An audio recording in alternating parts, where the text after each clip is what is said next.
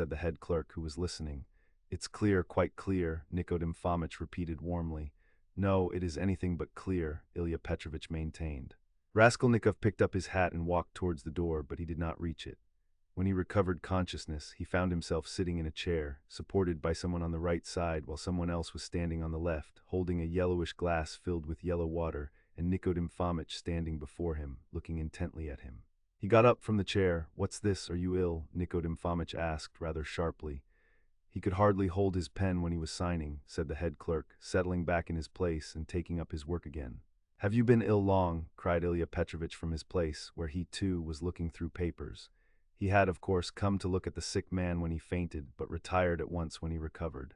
"Since yesterday," muttered Raskolnikov in reply. "Did you go out yesterday?" "Yes." "Though you were ill?" "Yes." "At what time?" "About 7. "And where did you go, may I ask?" "Along the street." Short and clear. Raskolnikov, white as a handkerchief, had answered sharply, jerkily, without dropping his black feverish eyes before Ilya Petrovitch's stare. "He can scarcely stand upright, and you—" Nikodym Fomitch was beginning. "No matter," Ilya Petrovitch pronounced rather peculiarly. Nikodym Fomitch would have made some further protest, but glancing at the head clerk, who was looking very hard at him, he did not speak. There was a sudden silence. It was strange. "Very well then," concluded Ilya Petrovitch, "we will not detain you." Raskolnikov went out. He caught the sound of eager conversation on his departure, and above the rest rose the questioning voice of Nikodym Fomitch. In the street his faintness passed off completely. "A search, there will be a search at once," he repeated to himself, hurrying home. "The brutes, they suspect." His former terror mastered him completely again. Chapter II. And what if there has been a search already? What if I find them in my room? But here was his room, nothing and no one in it. No one had peeped in. Even Nastasia had not touched it. But heavens! How could he have left all those things in the hole? He rushed to the corner, slipped his hand under the paper, pulled the things out and lined his pockets with them. There were 8 articles in all. 2 little boxes with earrings or something of the sort, he hardly looked to see, then 4 small leather cases. There was a chain, too, merely wrapped in newspaper, and something else in newspaper that looked like a decoration. He put them all in the different pockets of his overcoat and the remaining pocket of his trousers, trying to conceal them as much as possible. He took the purse, too. Then he went out of his room, leaving the door open.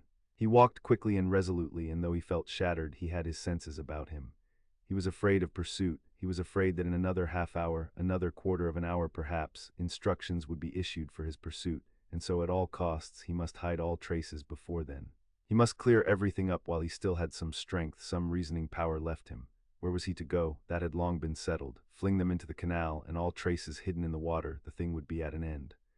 So he had decided in the night of his delirium, when several times he had had the impulse to get up and go away, to make haste and get rid of it all.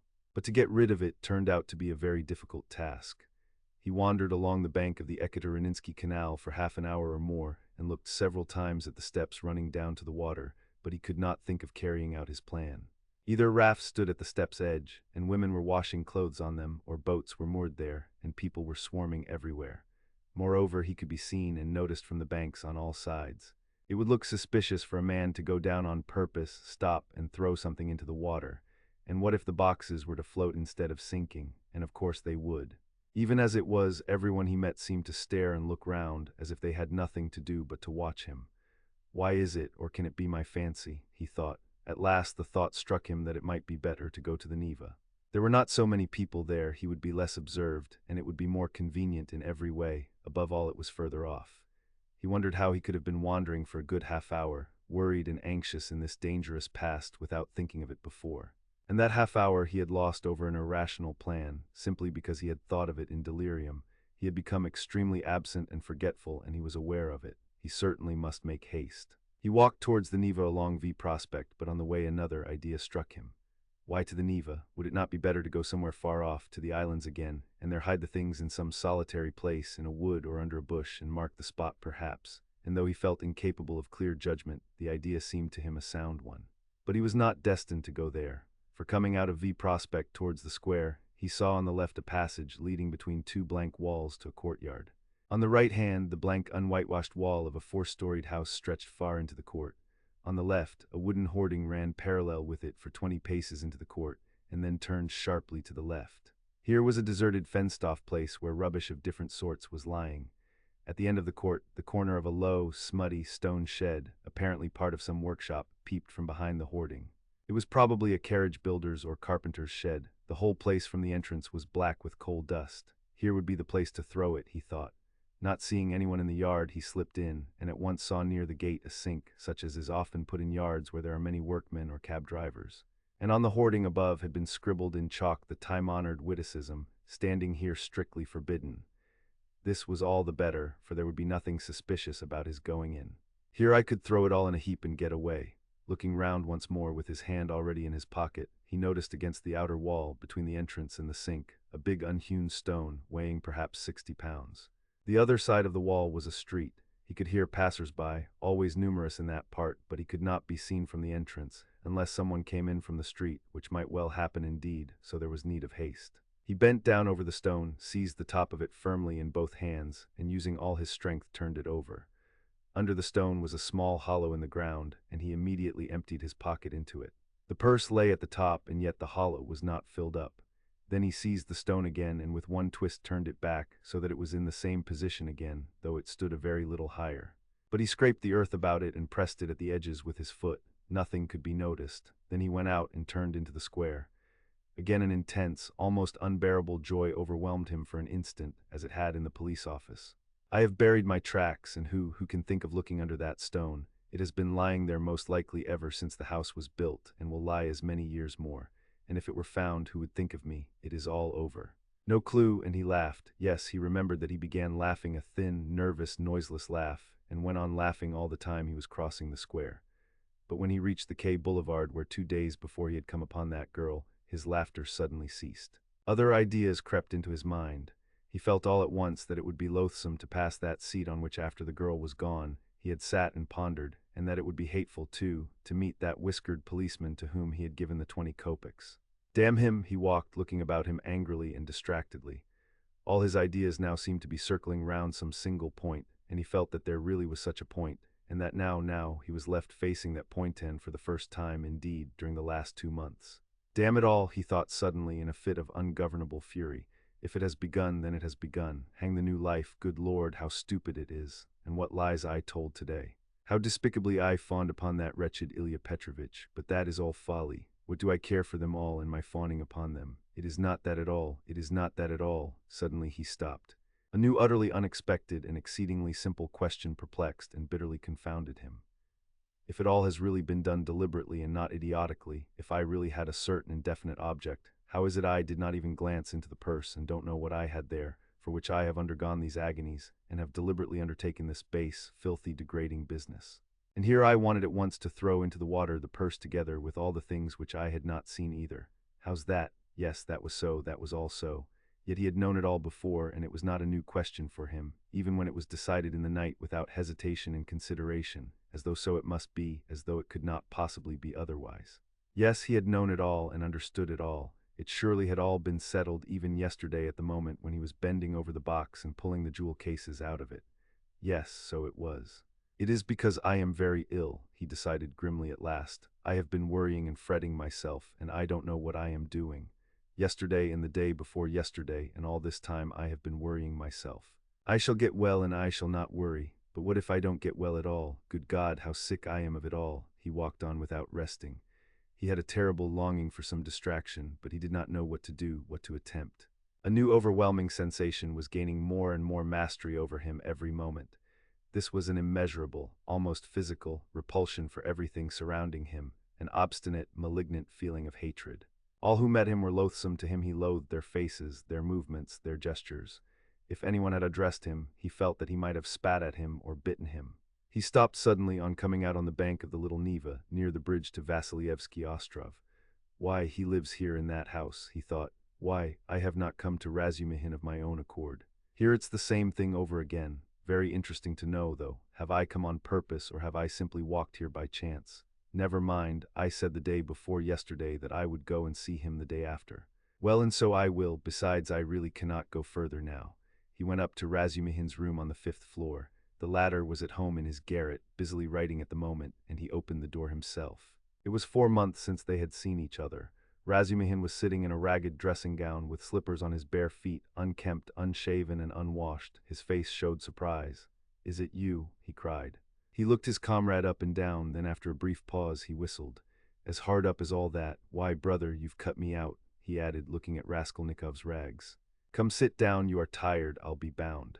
And when he had sunk down on the American leather sofa, which was in even worse condition than his own, Razumihin saw at once that his visitor was ill.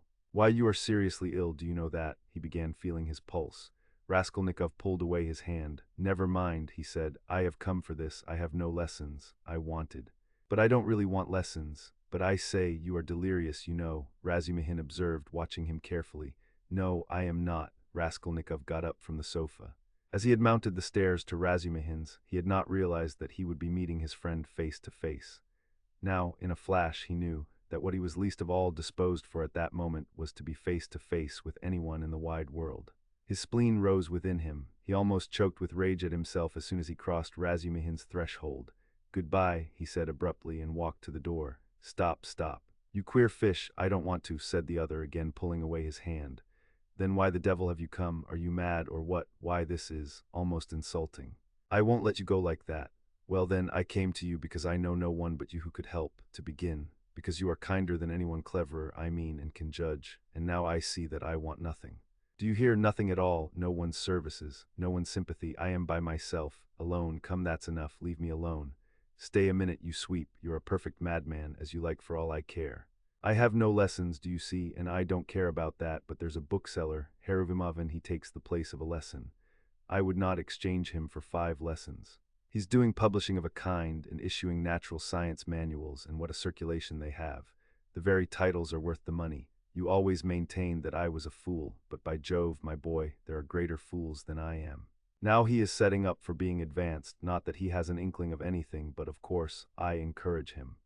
Here are 2 signatures of the German text, in my opinion, the crudest charlatanism. It discusses the question, is woman a human being, and of course, triumphantly proves that she is.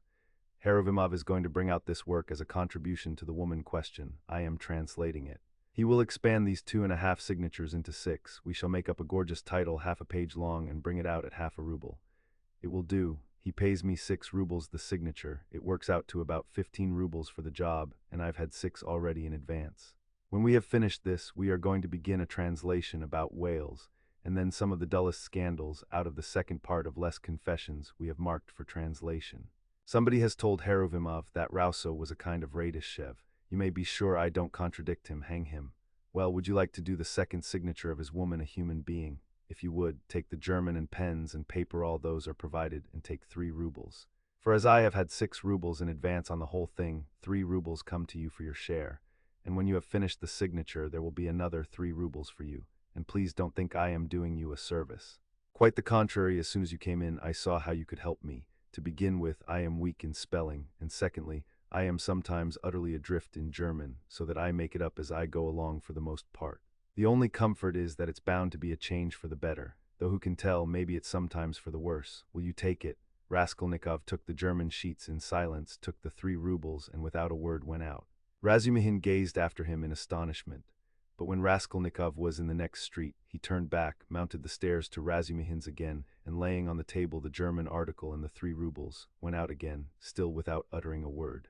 Are you raving, or what? Razumihin shouted, roused to fury at last. What farce is this? You'll drive me crazy too. What did you come to see me for, damn you? I don't want. Translation, muttered Raskolnikov from the stairs.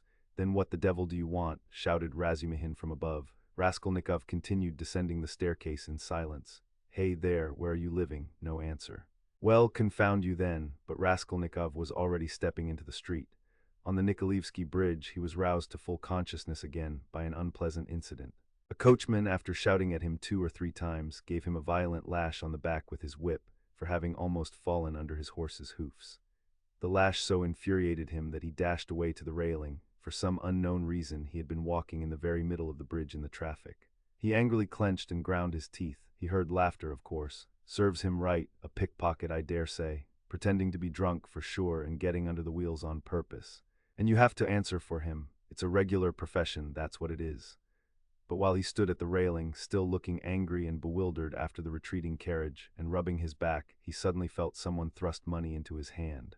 He looked. It was an elderly woman in a kerchief and goatskin shoes, with a girl, probably her daughter, wearing a hat and carrying a green parasol. Take it, my good man, in Christ's name. He took it and they passed on. It was a piece of 20 kopecks. From his dress and appearance they might well have taken him for a beggar asking alms in the streets, and the gift of the 20 kopecks he doubtless owed to the blow, which made them feel sorry for him. He closed his hand on the 20 kopecks, walked on for 10 paces, and turned facing the Neva, looking towards the palace. The sky was without a cloud, and the water was almost bright blue, which is so rare in the Neva. The cupola of the cathedral, which is seen at its best from the bridge about 20 paces from the chapel, glittered in the sunlight, and in the pure air every ornament on it could be clearly distinguished. The pain from the lash went off, and Raskolnikov forgot about it. One uneasy and not quite definite idea occupied him now completely. He stood still and gazed long and intently into the distance. This spot was especially familiar to him. When he was attending the university, he had hundreds of times generally on his way home stood still on this spot, gazed at this truly magnificent spectacle, and almost always marveled at a vague and mysterious emotion it roused in him. It left him strangely cold. This gorgeous picture was for him blank and lifeless. He wondered every time at his somber and enigmatic impression, and mistrusting himself, put off finding the explanation of it. He vividly recalled those old doubts and perplexities, and it seemed to him that it was no mere chance that he recalled them now. It struck him as strange and grotesque that he should have stopped at the same spot as before, as though he actually imagined he could think the same thoughts, be interested in the same theories and pictures that had interested him. So short a time ago, he felt it almost amusing, and yet it wrung his heart. Deep down, hidden far away out of sight, all that seemed to him now all his old past, his old thoughts, his old problems and theories, his old impressions, and that picture and himself, and all. He felt as though he were flying upwards, and everything were vanishing from his sight. Making an unconscious movement with his hand, he suddenly became aware of the piece of money in his fist. He opened his hand, stared at the coin, and with a sweep of his arm flung it into the water. Then he turned and went home.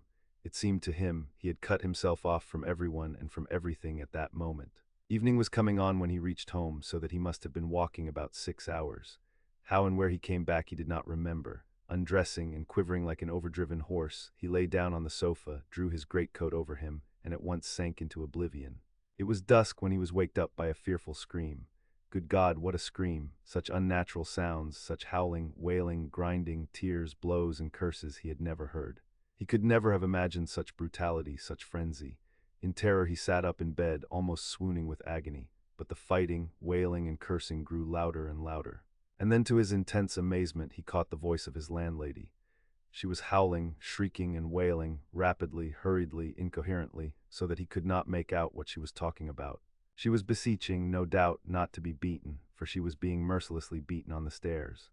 The voice of her assailant was so horrible from spite and rage that it was almost a croak. But he too was saying something, and just as quickly and indistinctly, hurrying and spluttering. All at once Raskolnikov trembled. He recognized the voice. It was the voice of Ilya Petrovitch. Ilya Petrovitch here and beating the landlady. He is kicking her, banging her head against the steps, that's clear. That can be told from the sounds, from the cries and the thuds. How is the world topsy-turvy?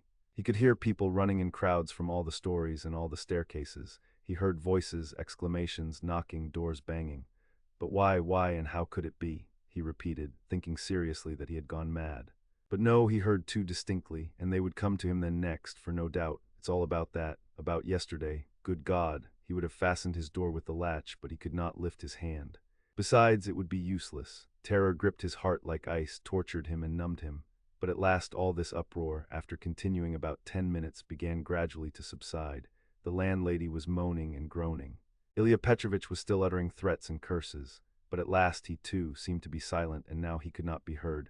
Can he have gone away? Good Lord, yes, and now the landlady is going too, still weeping and moaning. And then her door slammed. Now the crowd was going from the stairs to their rooms, exclaiming, disputing, calling to one another, raising their voices to a shout, dropping them to a whisper. There must have been numbers of them, almost all the inmates of the block. But good God, how could it be? And why had he come here? Raskolnikov sank worn out on the sofa, but could not close his eyes.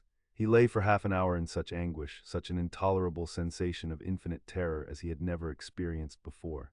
Suddenly a bright light flashed into his room. Nastasia came in with a candle and a plate of soup. Looking at him carefully and ascertaining that he was not asleep, she set the candle on the table and began to lay out what she had brought: bread, salt, a plate, a spoon. You've eaten nothing since yesterday, I warrant. You've been trudging about all day and you're shaking with fever. Nastasia, what were they beating the landlady for? She looked intently at him. Who beat the landlady just now? Half an hour ago, Ilya Petrovitch, the assistant superintendent, on the stairs. Why was he ill-treating her like that, and why was he here? Nastasia scrutinized him, silent and frowning, and her scrutiny lasted a long time. He felt uneasy, even frightened at her searching eyes. "Nastasia, why don't you speak?" he said timidly at last in a weak voice. "It's the blood," she answered at last softly, as though speaking to herself. "Blood." "What blood?" he muttered, growing white and turning towards the wall. Nastasia still looked at him without speaking. "Nobody has been beating the landlady," she declared at last in a firm, resolute voice. He gazed at her, hardly able to breathe. "I heard it myself. I was not asleep. I was sitting up," he said still more timidly. "I listened a long while. The assistant superintendent came. Everyone ran out onto the stairs from all the flats. No one has been here. That's the blood crying in your ears. When there's no outlet for it and it gets clotted, you begin fancying things. Will you eat something?" He made no answer. Nastasia still stood over him, watching him. "Give me something to drink, Nastasia." She went downstairs and returned with a white earthenware jug of water. He remembered only swallowing one sip of the cold water and spilling some on his neck.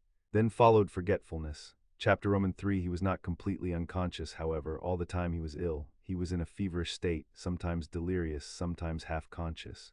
He remembered a great deal afterwards.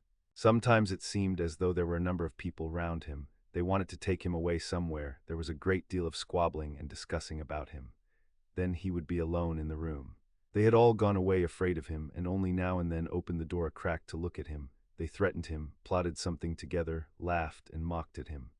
He remembered Nastasia often at his bedside. He distinguished another person, too, whom he seemed to know very well, though he could not remember who he was, and this fretted him, even made him cry. Sometimes he fancied he had been lying there a month. At other times it all seemed part of the same day.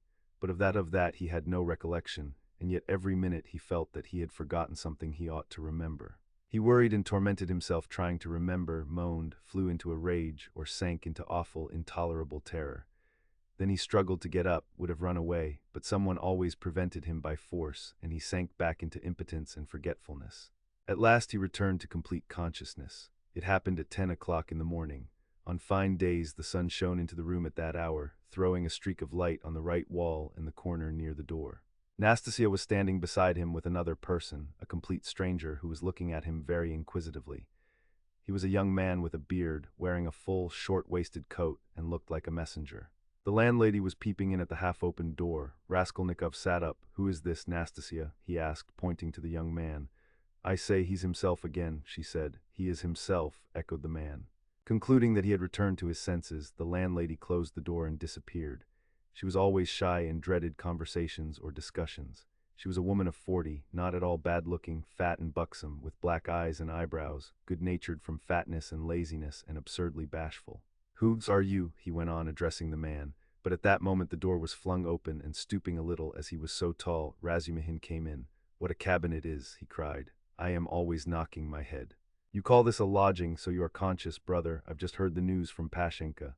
"He has just come to," said Nastasia. "Just come to," echoed the man again with a smile. "And who are you?" Razumihin asked, suddenly addressing him.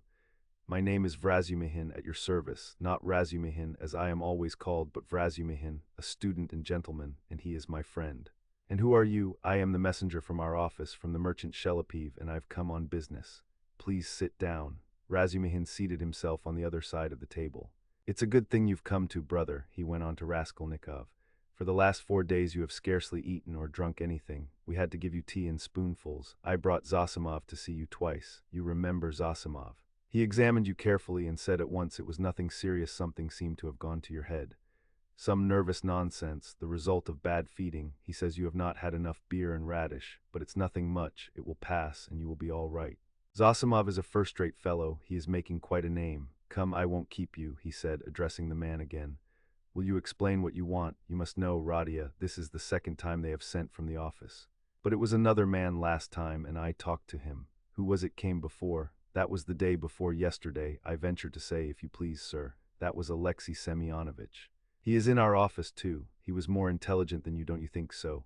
"Yes, indeed, sir, he is of more weight than I am." "Quite so, go on." "At your mamma's request, through Afanasy Ivanovitch Varshin, of whom I presume you have heard more than once, a remittance is sent to you from our office," the man began, addressing Raskolnikov.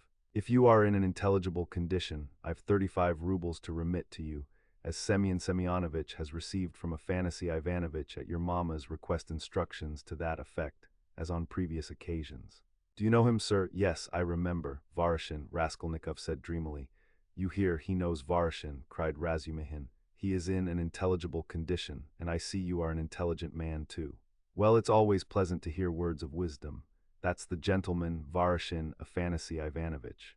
And at the request of your mamma, who has sent you a remittance once before in the same manner through him, he did not refuse this time also, and sent instructions to Semyon Semyonovitch some days since to hand you 35 rubles in the hope of better to come. That, hoping for better to come, is the best thing you've said, though your mamma is not bad either. Come then, what do you say? Is he fully conscious, eh? That's all right, if only he can sign this little paper. He can scrawl his name. Have you got the book? Yes, here's the book. Give it to me. Here, Radia, sit up, I'll hold you. Take the pen and scribble Raskolnikov for him. For just now, brother, money is sweeter to us than treacle. I don't want it, said Raskolnikov, pushing away the pen. Not want it, I won't sign it. How the devil can you do without signing it? I don't want the money. Don't want the money. Come, brother, that's nonsense, I bear witness. Don't trouble, please, it's only that he is on his travels again. But that's pretty common with him at all times, though. You are a man of judgment, and we will take him in hand. That is, more simply, take his hand and he will sign it. Here, but I can come another time. No, no, why should we trouble you? You are a man of judgment. Now, Radia, don't keep your visitor. You see he is waiting, and he made ready to hold Raskolnikov's hand in earnest. Stop, I'll do it alone, said the latter, taking the pen and signing his name. The messenger took out the money and went away. Bravo, and now, brother, are you hungry? Yes, answered Raskolnikov. Is there any soup? Some of yesterday's, answered Nastasia, who was still standing there, with potatoes and rice in it. Yes, I know it by heart. Bring soup and give us some tea. Very well. Raskolnikov looked at all this with profound astonishment and a dull, unreasoning terror. He made up his mind to keep quiet and see what would happen. I believe I am not wandering. I believe it's reality, he thought. In a couple of minutes, Nastasia returned with the soup and announced that the tea would be ready directly. With the soup she brought 2 spoons, 2 plates, salt, pepper, mustard for the beef, and so on.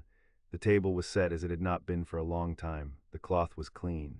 It would not be amiss, Nastasia, if Praskovia Pavlovna were to send us up a couple of bottles of beer. We could empty them.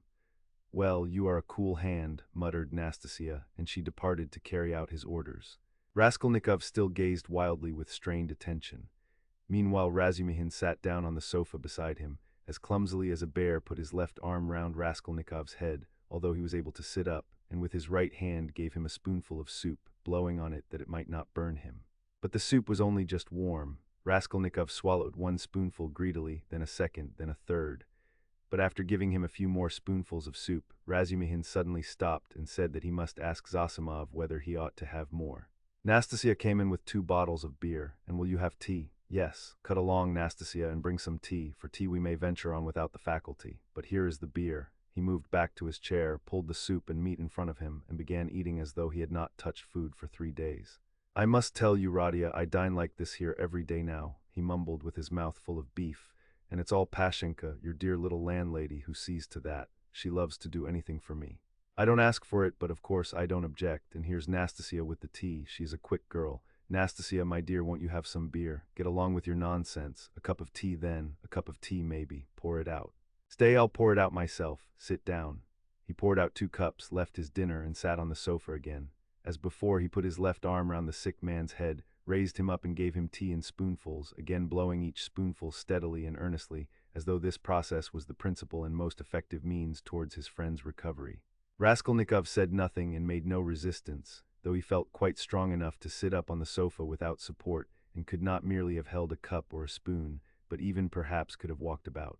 But from some queer, almost animal, cunning he conceived the idea of hiding his strength and lying low for a time, pretending if necessary not to be yet in full possession of his faculties, and meanwhile listening to find out what was going on. Yet he could not overcome his sense of repugnance. After sipping a dozen spoonfuls of tea, he suddenly released his head, pushed the spoon away capriciously, and sank back on the pillow. There were actually real pillows under his head now, down pillows in clean cases. He observed that too, and took note of it. Pashenka must give us some raspberry jam today to make him some raspberry tea, said Razumihin, going back to his chair and attacking his soup and beer again. And where is she to get raspberries for you? Asked Nastasia, balancing a saucer on her 5 outspread fingers and sipping tea through a lump of sugar. She'll get it at the shop, my dear. You see, Radia, all sorts of things have been happening while you have been laid up. When you decamped in that rascally way without leaving your address, I felt so angry that I resolved to find you out and punish you. I set to work that very day. How I ran about making inquiries for you. This lodging of yours I had forgotten, though I never remembered it indeed because I did not know it. And as for your old lodgings, I could only remember it was at the Five Corners, Harlamov's house. I kept trying to find that Harlamov's house, and afterwards it turned out that it was not Harlamov's but Butch's. How one muddles up sound sometimes, so I lost my temper and I went on the chance to the address bureau next day, and only fancy in 2 minutes they looked you up. Your name is down there. My name, I should think so. And yet a General Koblev they could not find while I was there. Well, it's a long story. But as soon as I did land on this place, I soon got to know all your affairs all, brother, I know everything. Nastasia here will tell you. I made the acquaintance of Nikodem Fomitch and Ilya Petrovitch, and the house boarder and Mr. Zamatov, Alexander Grigorievich, the head clerk in the police office, and last but not least of Pashenka. Nastasia here knows, he's got round her, Nastasia murmured, smiling slyly. Why don't you put the sugar in your tea, Nastasia Nikiforovna? You are a one, Nastasia cried suddenly, going off into a giggle. I am not Nikiforovna but Petrovna, she added suddenly, recovering from her mirth. I'll make a note of it. Well, brother, to make a long story short, I was going in for a regular explosion here to uproot all malignant influences in the locality, but Pashenka won the day. I had not expected, brother, to find her so prepossessing. What do you think? Raskolnikov did not speak, but he still kept his eyes fixed upon him, full of alarm. And all that could be wished, indeed, in every respect, Razumihin went on, not at all embarrassed by his silence. Ah, the sly dog, Nastasia shrieked again. This conversation afforded her unspeakable delight. It's a pity, brother, that you did not set to work in the right way at first. You ought to have approached her differently. She is, so to speak, a most unaccountable character, but we will talk about her character later. How could you let things come to such a pass that she gave up sending you your dinner, and that IOU? You must have been mad to sign an IOU and that promise of marriage when her daughter, Natalia Yegorovna, was alive. I know all about it, but I see that's a delicate matter and I am an ass, forgive me. But talking of foolishness, do you know Praskovia Pavlovna is not nearly so foolish as you would think at first sight? No, mumbled Raskolnikov, looking away, but feeling that it was better to keep up the conversation. She isn't, is she? Cried Razumihin, delighted to get an answer out of him. But she is not very clever either, eh? She is essentially an unaccountable character. I am sometimes quite at a loss, I assure you. She must be 40, she says she is 36, and of course she has every right to say so. But I swear I judge her intellectually, simply from the metaphysical point of view. There is a sort of symbolism sprung up between us, a sort of algebra or what not. I don't understand it. Well, that's all nonsense. Only seeing that you are not a student now and have lost your lessons and your clothes, and that through the young lady's death she has no need to treat you as a relation, she suddenly took fright. And as you hid in your den and dropped all your old relations with her, she planned to get rid of you. And she's been cherishing that design a long time, but was sorry to lose the IOU, for you assured her yourself that your mother would pay. It was base of me to say that. My mother herself is almost a beggar, and I told a lie to keep my lodging and be fed, Raskolnikov said loudly and distinctly. Yes, you did very sensibly, but the worst of it is that at that point Mr. Tchebrov turns up, a businessman. Pashenka would never have thought of doing anything on her own account, she is too retiring, but the businessman is by no means retiring, and first thing he puts the question, is there any hope of realizing the IOU? Answer. There is, because he has a mother who would save her Radia with her 125 rubles pension if she has to starve herself, and a sister, too, who would go into bondage for his sake. That's what he was building upon. Why do you start? I know all the ins and outs of your affairs now. My dear boy, it's not for nothing that you were so open with Pashenka when you were her prospective son-in-law, and I say all this as a friend. But I tell you what it is, an honest and sensitive man is open, and a businessman listens and goes on eating you up. Well, then she gave the IOU by way of payment to this Tchebrov, and without hesitation he made a formal demand for payment. When I heard of all this I wanted to blow him up too, to clear my conscience, but by that time harmony reigned between me and Pashenka, and I insisted on stopping the whole affair, engaging that you would pay. I went security for you, brother, do you understand? We called Tchebrov, flung him 10 rubles and got the IOU back from him, and here I have the honor of presenting it to you. She trusts your word now. Here, take it, you see I have torn it. Razumihin put the note on the table. Raskolnikov looked at him and turned to the wall without uttering a word. Even Razumihin felt a twinge. I see, brother, he said a moment later, that I have been playing the fool again. I thought I should amuse you with my chatter, and I believe I have only made you cross. Was it you I did not recognize when I was delirious? Raskolnikov asked, after a moment's pause without turning his head. Yes, and you flew into a rage about it, especially when I brought Zametov one day. Zametov, the head clerk, what for? Raskolnikov turned round quickly and fixed his eyes on Razumihin. What's the matter with you? What are you upset about? He wanted to make your acquaintance because I talked to him a lot about you. How could I have found out so much except from him? He is a capital fellow, brother, first-rate, in his own way, of course. Now we are friends, see each other almost every day. I have moved into this part, you know. I have only just moved. I've been with him to Lyua's Ivanovna once or twice. Do you remember Lyua's Ivanovna? Did I say anything in delirium? I should think so. You were beside yourself. What did I rave about? What next? What did you rave about? What people do rave about. Well, brother, now I must not lose time. To work. He got up from the table and took up his cap. What did I rave about? How he keeps on. Are you afraid of having let out some secret? Don't worry yourself. You said nothing about a countess, but you said a lot about a bulldog, and about earrings and chains, and about Krestovsky Island and some porter, and Nikodym Fomitch and Ilya Petrovitch, the assistant superintendent. And another thing that was of special interest to you was your own sock. You whined, give me my sock. Zametov hunted all about your room for your socks, and with his own scented, ring-bedecked fingers he gave you the rag. And only then were you comforted, and for the next 24 hours you held the wretched thing in your hand. We could not get it from you. It is most likely somewhere under your quilt at this moment.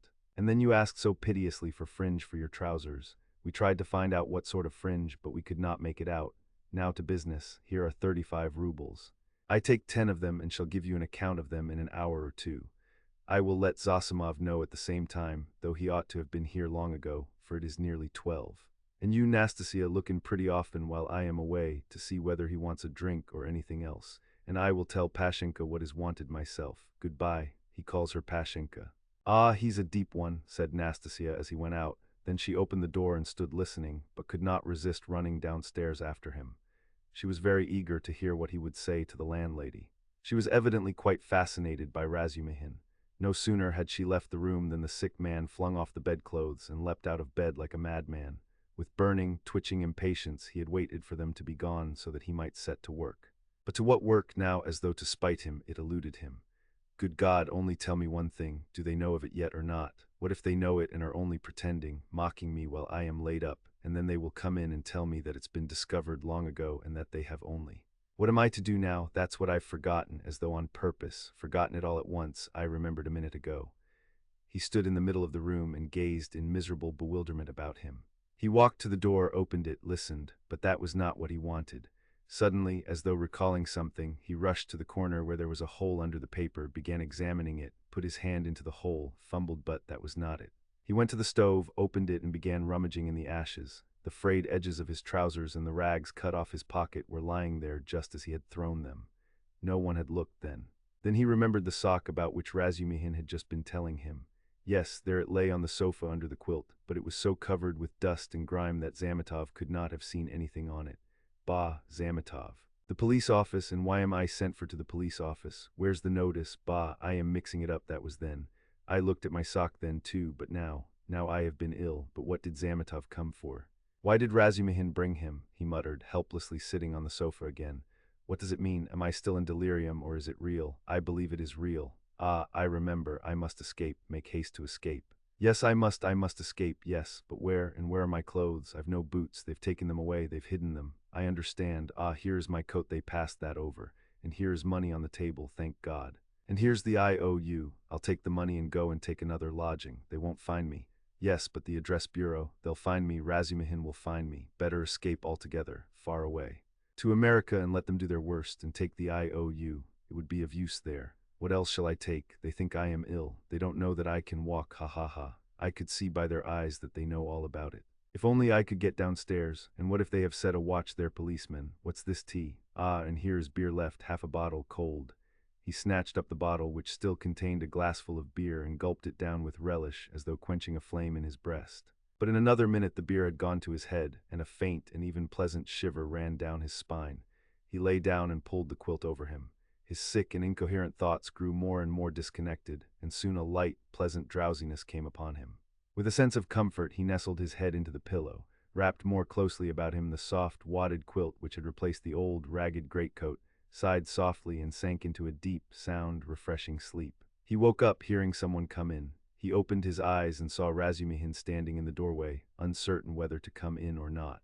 Raskolnikov sat up quickly on the sofa and gazed at him, as though trying to recall something. "Ah, you are not asleep. Here I am, Nastasia, bring in the parcel," Razumihin shouted down the stairs. "You shall have the account directly." "What time is it?" asked Raskolnikov, looking round uneasily. "Yes, you had a fine sleep, brother. It's almost evening. It will be 6 o'clock directly. You have slept more than 6 hours. Good heavens, have I? And why not? It will do you good. What's the hurry? A tryst, is it? We've all time before us. I've been waiting for the last 3 hours for you. I've been up twice and found you asleep. I've called on Zosimov twice, not at home, only fancy. But no matter, he will turn up. And I've been out on my own business too. You know I've been moving today, moving with my uncle. I have an uncle living with me now, but that's no matter to business. Give me the parcel, Nastasia. We will open it directly. And how do you feel now, brother? I am quite well. I am not ill. Razumihin, have you been here long? I tell you I've been waiting for the last 3 hours. No, before. How do you mean? How long have you been coming here? Why, I told you all about it this morning.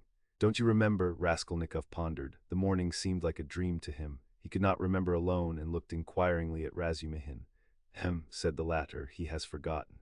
I fancied then that you were not quite yourself. Now you are better for your sleep. You really look much better, first-rate. Well, to business. Look here, my dear boy.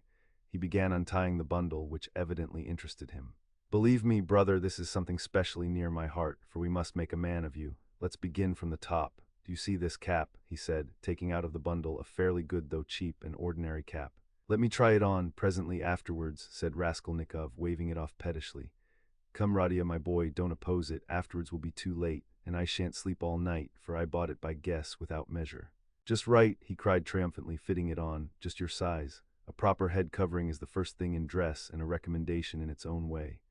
Tolstyakov, a friend of mine, is always obliged to take off his pudding basin when he goes into any public place where other people wear their hats or caps. People think he does it from slavish politeness, but it's simply because he is ashamed of his bird's nest. He is such a boastful fellow. Look, Nastasia, here are 2 specimens of headgear. This Palmerston he took from the corner Raskolnikov's old, battered hat, which for some unknown reason he called a Palmerston, or this jewel. Guess the price, Radia. What do you suppose I paid for it, Nastasia? He said, turning to her, seeing that Raskolnikov did not speak. 20 kopecks, no more, I dare say, answered Nastasia. 20 kopecks, silly, he cried, offended. Why, nowadays you would cost more than that, 80 kopecks, and that only because it has been worn.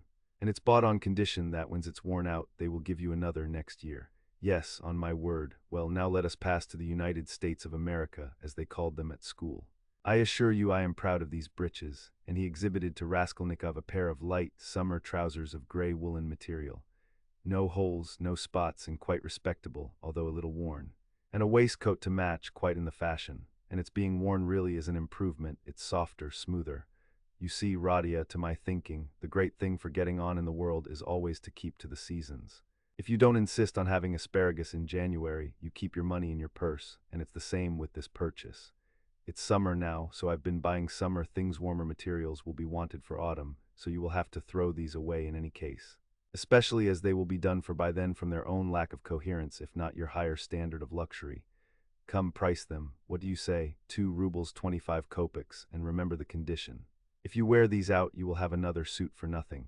They only do business on that system at Fedyaev's. If you bought a thing once, you are satisfied for life, for you will never go there again of your own free will. Now for the boots. What do you say? You see that they are a bit worn, but they'll last a couple of months, for it's foreign work and foreign leather. The secretary of the English embassy sold them last week. He had only worn them 6 days, but he was very short of cash. Price 1.5 rubles, a bargain, but perhaps they won't fit, observed Nastasia. Not fit, just look, and he pulled out of his pocket Raskolnikov's old, broken boot, stiffly coated with dry mud. I did not go empty-handed. They took the size from this monster. We all did our best, and as to your linen, your landlady has seen to that. Here, to begin with, are 3 shirts, hempen but with a fashionable front. Well, now then, 80 kopecks the cap, 2 rubles 25 kopecks the suit together, 3 rubles 5 kopecks, 1.5 rubles for the boots, for, you see, they are very good, and that makes 4 rubles 55 kopecks. 5 rubles for the underclothes. They were bought in the lot, which makes exactly 9 rubles 55 kopecks. 45 kopecks change in coppers. Will you take it? And so, Radia, you are set up with a complete new rig-out, for your overcoat will serve, and even has a style of its own. That comes from getting one's clothes from Sharmer's. As for your socks and other things, I leave them to you. We've 25 rubles left, and as for Pashenka and paying for your lodging, don't you worry. I tell you she'll trust you for anything. And now, brother, let me change your linen, for I dare say you will throw off your illness with your shirt. Let me be. I don't want to, Raskolnikov waved him off. He had listened with disgust to Razumihin's efforts to be playful about his purchases. Come, brother, don't tell me I've been trudging around for nothing, Razumihin insisted. Nastasia, don't be bashful, but help me, that's it. And in spite of Raskolnikov's resistance, he changed his linen. The latter sank back on the pillows and for a minute or two said nothing. It will be long before I get rid of them, he thought. What money was all that bought with? He asked at last, gazing at the wall. Money? Why, your own, what the messenger brought from Varshin, your mother sent it. Have you forgotten that too? I remember now, said Raskolnikov after a long, sullen silence. Razumihin looked at him, frowning and uneasy. The door opened, and a tall, stout man whose appearance seemed familiar to Raskolnikov came in. Chapter Roman 4. Zosimov was a tall, fat man with a puffy, colorless, clean-shaven face and straight flaxen hair. He wore spectacles and a big gold ring on his fat finger. He was 27. He had on a light gray, fashionable, loose coat, light summer trousers, and everything about him loose, fashionable, and spick and span. His linen was irreproachable, his watch chain was massive. In manner he was slow and, as it were, nonchalant, and at the same time studiously free and easy. He made efforts to conceal his self-importance, but it was apparent at every instant. All his acquaintances found him tedious, but said he was clever at his work. I've been to you twice today, brother. You see he's come to himself, cried Razumihin. I see, I see. And how do we feel now, eh? Said Zosimov to Raskolnikov, watching him carefully, and sitting down at the foot of the sofa, he settled himself as comfortably as he could. He is still depressed, Razumihin went on.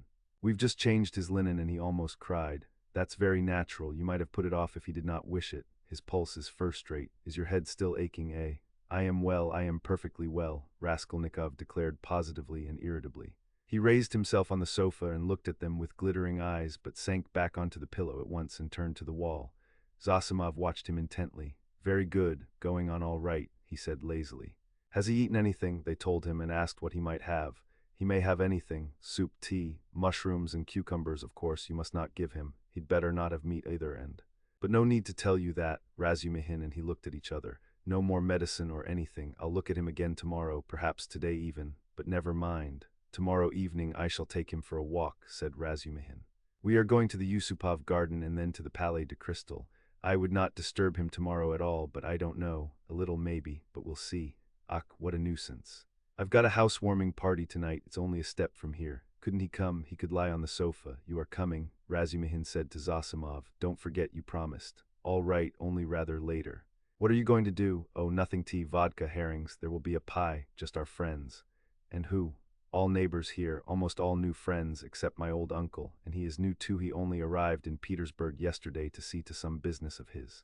We meet once in 5 years. What is he? He's been stagnating all his life as a district postmaster, gets a little pension. He is 65, not worth talking about, but I am fond of him. Porfiry Petrovitch, the head of the investigation department here, but you know him. Is he a relation of yours, too? A very distant one, but why are you scowling? Because you quarreled once, won't you come then? I don't care a damn for him, so much the better. Well, there will be some students, a teacher, a government clerk, a musician, an officer, and Zametov. Do tell me, please, what you or he, Zosimov nodded at Raskolnikov, can have in common with this Zametov. Oh, you particular gentleman. Principles, you are worked by principles, as it were by springs. You won't venture to turn round on your own account. If a man is a nice fellow, that's the only principle I go upon. Zametov is a delightful person, though he does take bribes. Well, he does, and what of it? I don't care if he does take bribes, Razumihin cried with unnatural irritability. I don't praise him for taking bribes. I only say he is a nice man in his own way, but if one looks at men in all ways, are there many good ones left? Why, I am sure I shouldn't be worth a baked onion myself, perhaps with you thrown in. That's too little. I'd give 2 for you, and I wouldn't give more than 1 for you. No more of your jokes. Zametov is no more than a boy. I can pull his hair, and one must draw him, not repel him. You'll never improve a man by repelling him, especially a boy. One has to be twice as careful with a boy. Oh, you progressive dullards, you don't understand. You harm yourselves running another man down. But if you want to know, we really have something in common. I should like to know what. Why, it's all about a house painter. We are getting him out of a mess, though indeed there's nothing to fear now. The matter is absolutely self-evident. We only put on steam. A painter. Why haven't I told you about it? I only told you the beginning then about the murder of the old pawnbroker woman. Well, the painter is mixed up in it. Oh, I heard about that murder before and was rather interested in it. Partly for one reason, I read about it in the papers, too. Lizaveta was murdered, too, Nastasia blurted out, suddenly addressing Raskolnikov. She remained in the room all the time, standing by the door listening. Lizaveta, murmured Raskolnikov hardly audibly. Lizaveta, who sold old clothes, didn't you know her? She used to come here. She mended a shirt for you, too. Raskolnikov turned to the wall where in the dirty, yellow paper he picked out one clumsy, white flower with brown lines on it and began examining how many petals there were in it, how many scallops in the petals, and how many lines on them. He felt his arms and legs as lifeless as though they had been cut off. He did not attempt to move, but stared obstinately at the flower. But what about the painter? Zosimov interrupted Nastasia's chatter with marked displeasure. She sighed and was silent. Why, he was accused of the murder, Razumihin went on hotly. Was there evidence against him then? Evidence, indeed, evidence that was no evidence, and that's what we have to prove. It was just as they pitched on those fellows, Kok and Pestriakov, at first. Foo, how stupidly it's all done, it makes one sick, though it's not one's business. Pestriakov may be coming tonight. By the way, Radia, you've heard about the business already. It happened before you were ill, the day before you fainted at the police office while they were talking about it. Zosimov looked curiously at Raskolnikov. He did not stir. But I say, Razumihin, I wonder at you. What a busybody you are, Zosimov observed. Maybe I am, but we will get him off anyway, shouted Razumihin, bringing his fist down on the table. What's the most offensive is not their lying. One can always forgive lying. Lying is a delightful thing, for it leads to truth. What is offensive is that they lie and worship their own lying. I respect Porfiry, but what threw them out at first? The door was locked, and when they came back with the porter it was open. So it followed that Kok and Pestriakov were the murderers. That was their logic. But don't excite yourself. They simply detained them. They could not help that. And by the way, I've met that man Kok. He used to buy unredeemed pledges from the old woman. Eh? Yes, he is a swindler. He buys up bad debts too. He makes a profession of it. But enough of him. Do you know what makes me angry? It's their sickening, rotten, petrified routine. And this case might be the means of introducing a new method. One can show from the psychological data alone how to get on the track of the real man. We have facts, they say, but facts are not everything. At least half the business lies in how you interpret them. Can you interpret them then? Anyway, one can't hold one's tongue when one has a feeling, a tangible feeling, that one might be a help if only. Do you know the details of the case? I am waiting to hear about the painter. Oh yes, well, here's the story. Early on the third day after the murder, when they were still dandling Kok and Pestriakov, though, they accounted for every step they took, and it was as plain as a pikestaff. An unexpected fact turned up. A peasant called Dushkin, who keeps a dram shop facing the house, brought to the police office a jeweler's case containing some gold earrings, and told a long rigmarole. The day before yesterday, just after 8 o'clock marked the day and the hour, a journeyman house painter, Nikolay, who had been in to see me already that day, brought me this box of gold earrings and stones and asked me to give him 2 rubles for them. When I asked him where he got them, he said that he picked them up in the street. I did not ask him anything more. I am telling you Dushkin's story. I gave him a note ruble, that is, for I thought if he did not pawn it with me he would with another. It would all come to the same thing. He'd spend it on drink, so the thing had better be with me. The further you hide it, the quicker you will find it, and if anything turns up, if I hear any rumors, I'll take it to the police. Of course, that's all taradiddle. He lies like a horse, for I know this Dushkin. He is a pawnbroker and a receiver of stolen goods, and he did not cheat Nikolay out of a 30-ruble trinket in order to give it to the police. He was simply afraid. But no matter, to return to Dushkin's story. I've known this peasant, Nikolay Dementiev, from a child. He comes from the same province and district of Zaraisk. We are both Ryazan men. And though Nikolay is not a drunkard, he drinks, and I knew he had a job in that house, painting work with Dmitri, who comes from the same village, too. As soon as he got the ruble, he changed it, had a couple of glasses, took his change and went out. But I did not see Dmitri with him then. And the next day I heard that someone had murdered Alyona Ivanovna and her sister, Lizaveta Ivanovna, with an axe. I knew them, and I felt suspicious about the earrings at once, for I knew the murdered woman lent money on pledges. I went to the house and began to make careful inquiries without saying a word to anyone. First of all I asked, is Nikolay here? Dmitri told me that Nikolay had gone off on the spree. He had come home at daybreak drunk, stayed in the house about 10 minutes and went out again. Dmitri didn't see him again and is finishing the job alone, and their job is on the same staircase as the murder, on the 2nd floor. When I heard all that, I did not say a word to anyone. That's Dushkin's tale, but I found out what I could about the murder, and went home feeling as suspicious as ever. And at 8 o'clock this morning, that was the third day, you understand, I saw Nikolay coming in, not sober, though not to say very drunk. He could understand what was said to him. He sat down on the bench and did not speak. There was only one stranger in the bar and a man I knew asleep on a bench and our two boys. Have you seen Dmitri? Said I. No, I haven't, said he. And you've not been here either? Not since the day before yesterday, said he. And where did you sleep last night? In Pesky with the Kolomensky men. And where did you get those earrings? I asked. I found them in the street, and the way he said it was a bit queer. He did not look at me. Did you hear what happened that very evening at that very hour on that same staircase? Said I. No, said he. I had not heard, and all the while he was listening, his eyes were staring out of his head, and he turned as white as chalk. I told him all about it, and he took his hat and began getting up. I wanted to keep him. Wait a bit, Nikolay, said I. Won't you have a drink? And I signed to the boy to hold the door, and I came out from behind the bar. But he darted out and down the street to the turning at a run. I have not seen him since. Then my doubts were at an end. It was his doing, as clear as could be. I should think so, said Zosimov. Wait, hear the end. Of course they sought high and low for Nikolay. They detained Dushkin and searched his house. Dmitri, too, was arrested. The Kolomensky men also were turned inside out. And the day before yesterday they arrested Nikolay in a tavern at the end of the town. He had gone there, taken the silver cross off his neck and asked for a dram for it. They gave it to him. A few minutes afterwards the woman went to the cowshed, and through a crack in the wall she saw in the stable adjoining he had made a noose of his sash from the beam, stood on a block of wood, and was trying to put his neck in the noose. The woman screeched her hardest. People ran in. So that's what you are up to. Take me, he says, to such and such a police officer. I'll confess everything. Well, they took him to that police station that is here with a suitable escort. So they asked him this and that, how old he is, 22, and so on. At the question, when you were working with Dmitri, didn't you see anyone on the staircase at such and such a time? Answer. To be sure, folks may have gone up and down, but I did not notice them. And didn't you hear anything, any noise, and so on? We heard nothing special. And did you hear, Nikolay, that on the same day widow so-and-so and her sister were murdered and robbed? I never knew a thing about it.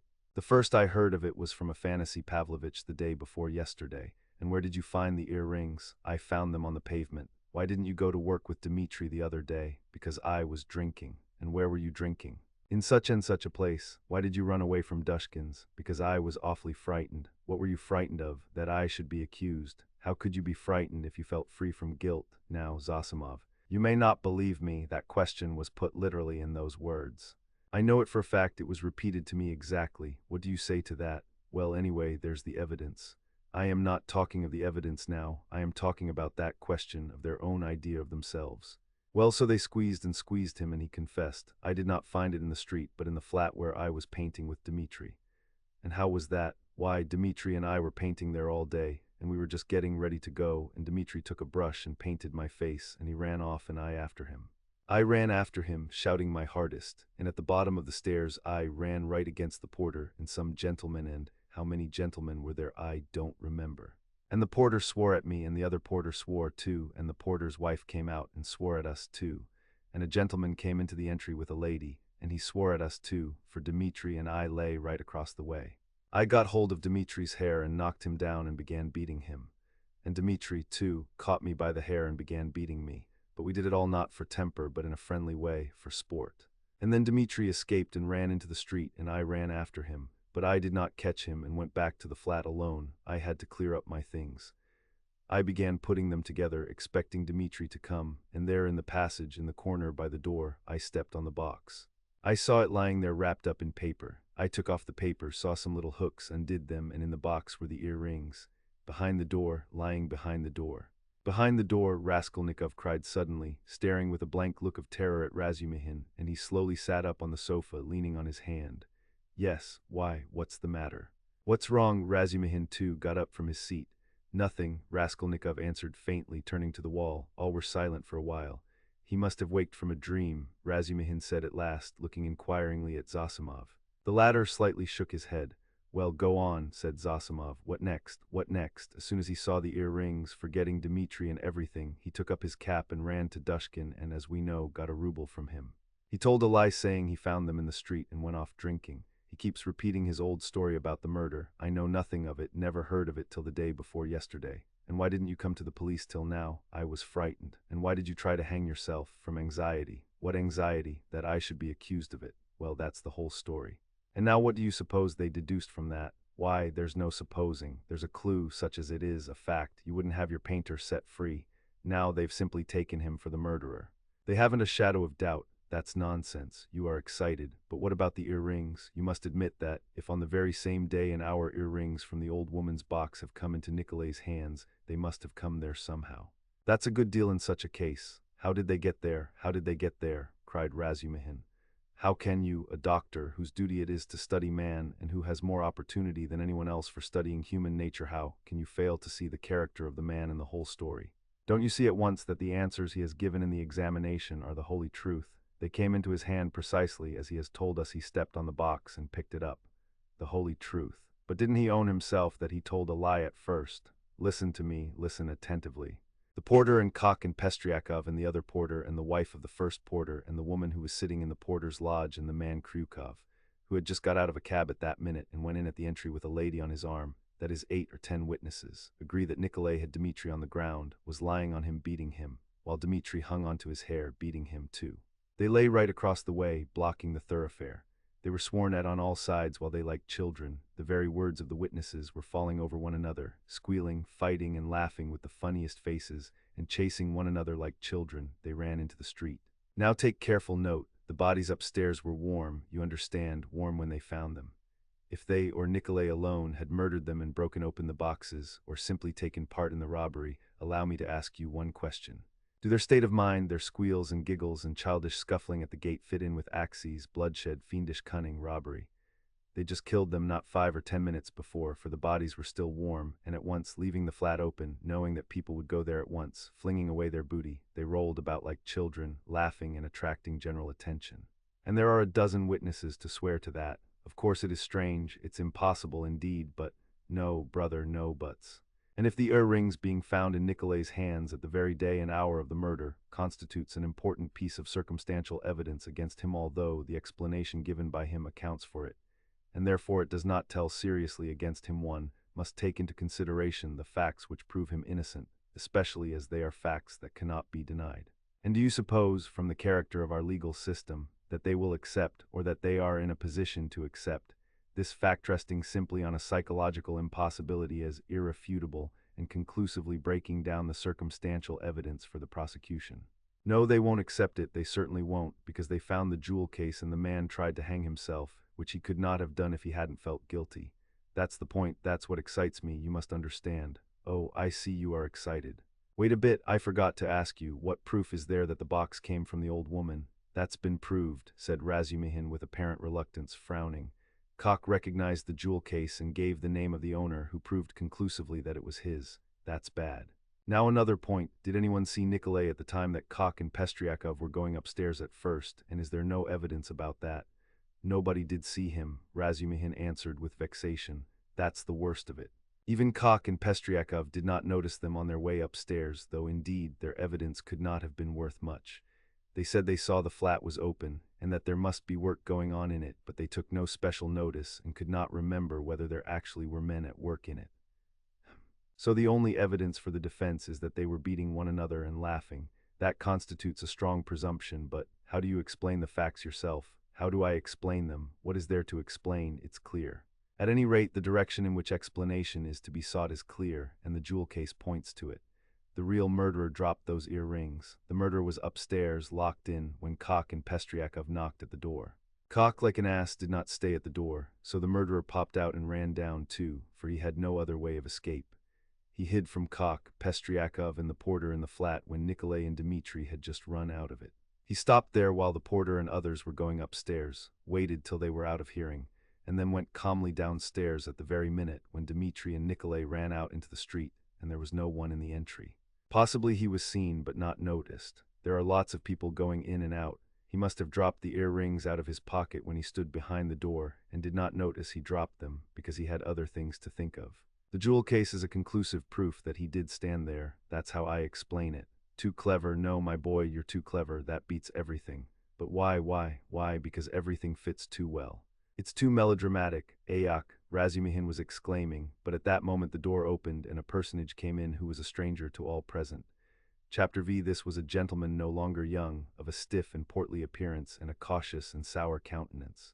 He began by stopping short in the doorway, staring about him with offensive and undisguised astonishment, as though asking himself what sort of place he had come to. Mistrustfully and with an affectation of being alarmed and almost affronted, he scanned Raskolnikov's low and narrow cabin. With the same amazement he stared at Raskolnikov, who lay undressed, disheveled, unwashed on his miserable dirty sofa, looking fixedly at him. Then with the same deliberation he scrutinized the uncouth, unkempt figure and unshaven face of Razumihin, who looked him boldly and inquiringly in the face without rising from his seat.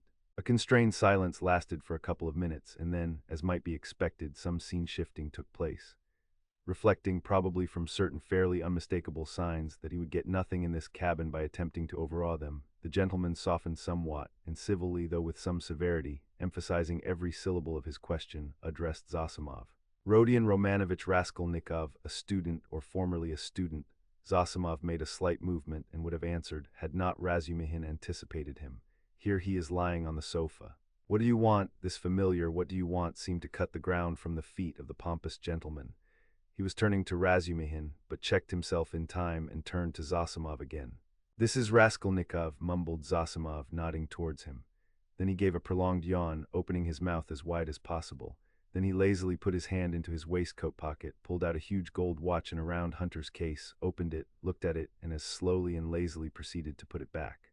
Raskolnikov himself lay without speaking on his back, gazing persistently, though without understanding, at the stranger. Now that his face was turned away from the strange flower on the paper, it was extremely pale and wore a look of anguish, as though he had just undergone an agonizing operation or just been taken from the rack. But the newcomer gradually began to arouse his attention, then his wonder, then suspicion and even alarm. When Zosimov said, "This is Raskolnikov," he jumped up quickly, sat on the sofa, and with an almost defiant but weak and breaking voice articulated, "Yes, I am Raskolnikov. What do you want?" The visitor scrutinized him and pronounced impressively, "Pyotr Petrovich Luzhin.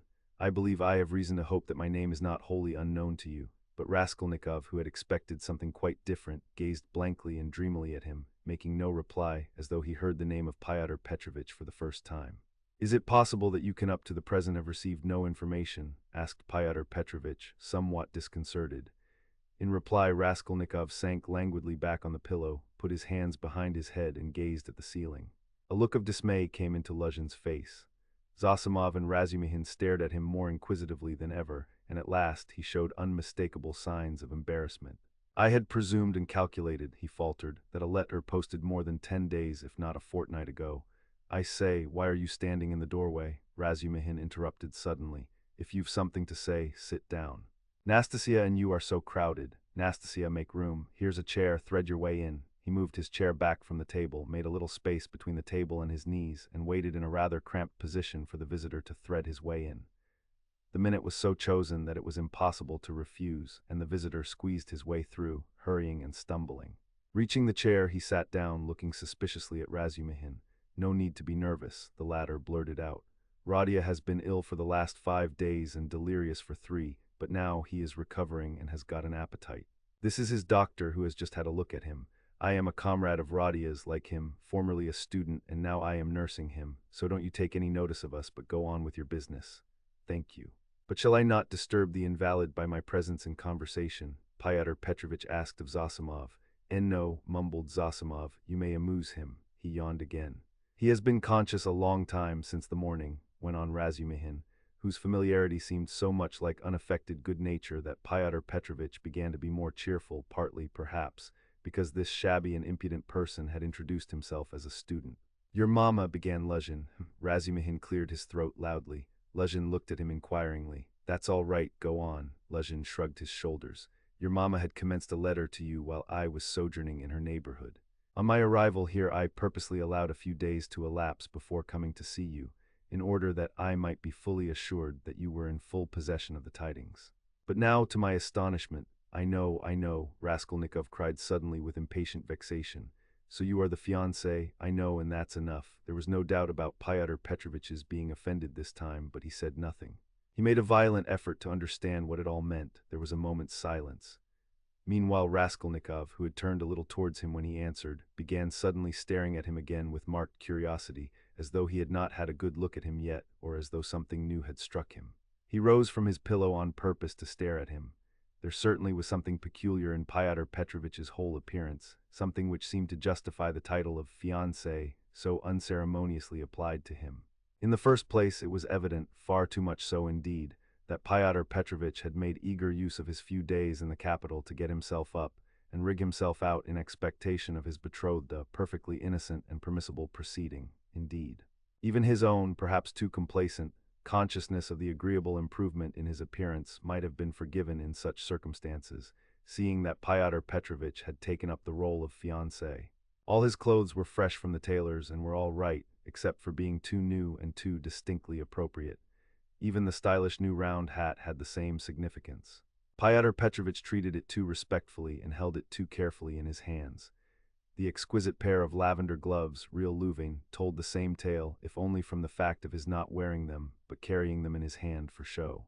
Light and youthful colors predominated in Pyotr Petrovich's attire.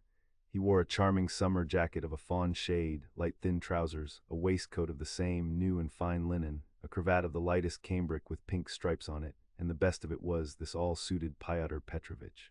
His very fresh and even handsome face looked younger than his 45 years at all times. His dark mutton-chop whiskers made an agreeable setting on both sides, growing thickly upon his shining, clean-shaven chin. Even his hair, touched here and there with gray, though it had been combed and curled at a hairdresser's, did not give him a stupid appearance, as curled hair usually does, by inevitably suggesting a German on his wedding day. If there really was something unpleasing and repulsive in his rather good-looking and imposing countenance, it was due to quite other causes. After scanning Mr. Luzhin unceremoniously, Raskolnikov smiled malignantly, sank back on the pillow and stared at the ceiling as before. But Mr. Luzhin hardened his heart and seemed determined to take no notice of their oddities.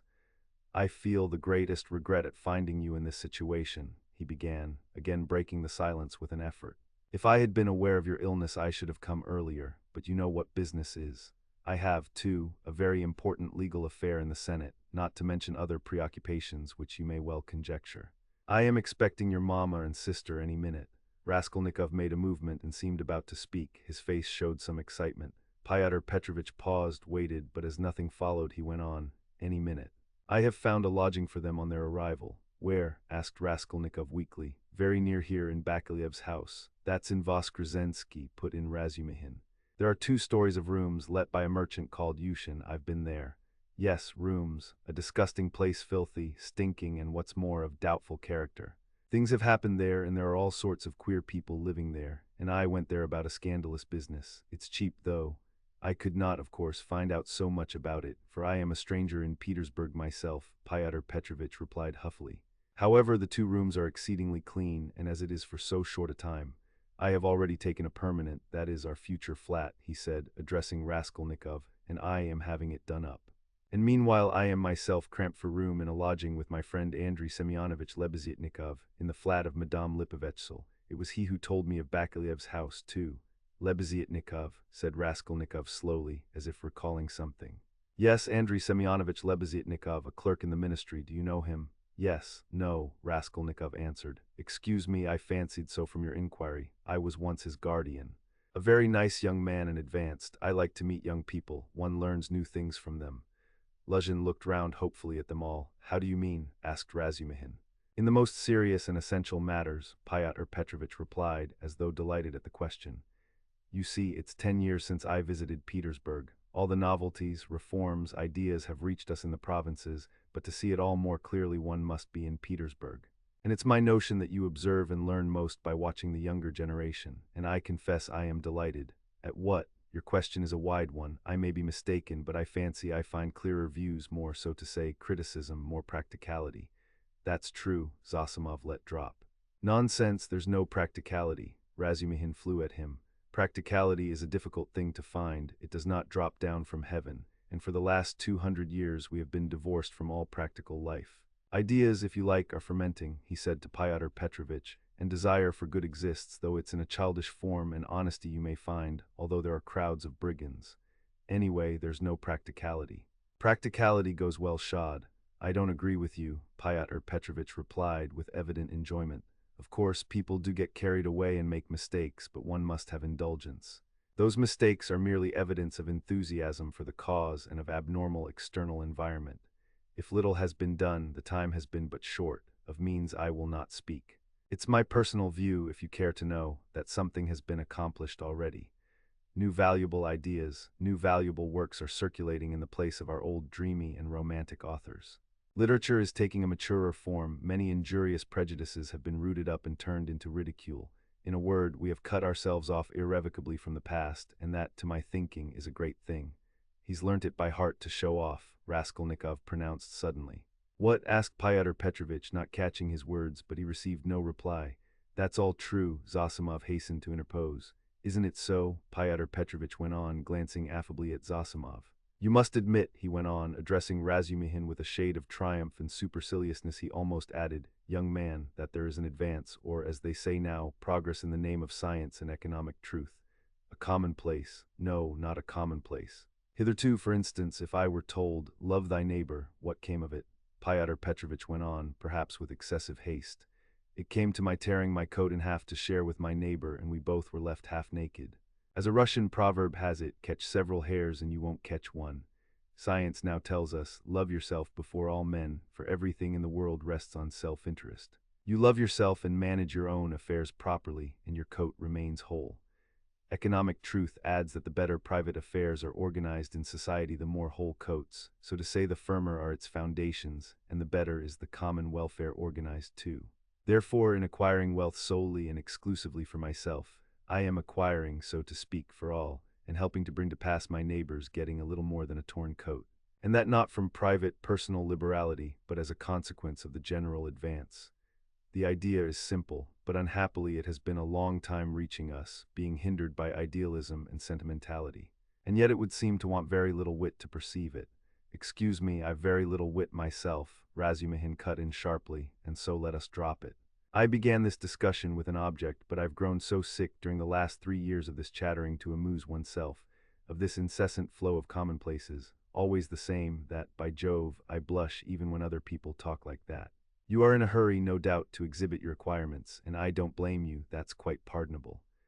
I only wanted to find out what sort of man you are, for so many unscrupulous people have got hold of the progressive cause of late and have so distorted in their own interests everything they touched that the whole cause has been dragged in the mire. That's enough, excuse me, sir, said Luzhin, affronted and speaking with excessive dignity. Do you mean to suggest so unceremoniously that I too— Oh, my dear sir, how could I? Come, that's enough, Razumihin concluded, and he turned abruptly to Zosimov to continue their previous conversation. Pyotr Petrovitch had the good sense to accept the disavowal. He made up his mind to take leave in another minute or two. I trust our acquaintance, he said, addressing Raskolnikov, may, upon your recovery and in view of the circumstances of which you are aware, become closer. Above all, I hope for your return to health. Raskolnikov did not even turn his head. Pyotr Petrovitch began getting up from his chair. One of her customers must have killed her, Zosimov declared positively. Not a doubt of it, replied Razumihin. Porfiry doesn't give his opinion, but is examining all who have left pledges with her there. Examining them, Raskolnikov asked aloud. Yes. What then? Nothing. How does he get hold of them? Asked Zosimov. Koch has given the names of some of them. Other names are on the wrappers of the pledges, and some have come forward of themselves. It must have been a cunning and practiced ruffian. The boldness of it, the coolness, that's just what it wasn't, interposed Razumihin. That's what throws you all off the scent, but I maintain that he is not cunning, not practiced, and probably this was his first crime. The supposition that it was a calculated crime and a cunning criminal doesn't work. Suppose him to have been inexperienced, and it's clear that it was only a chance that saved him, and chance may do anything.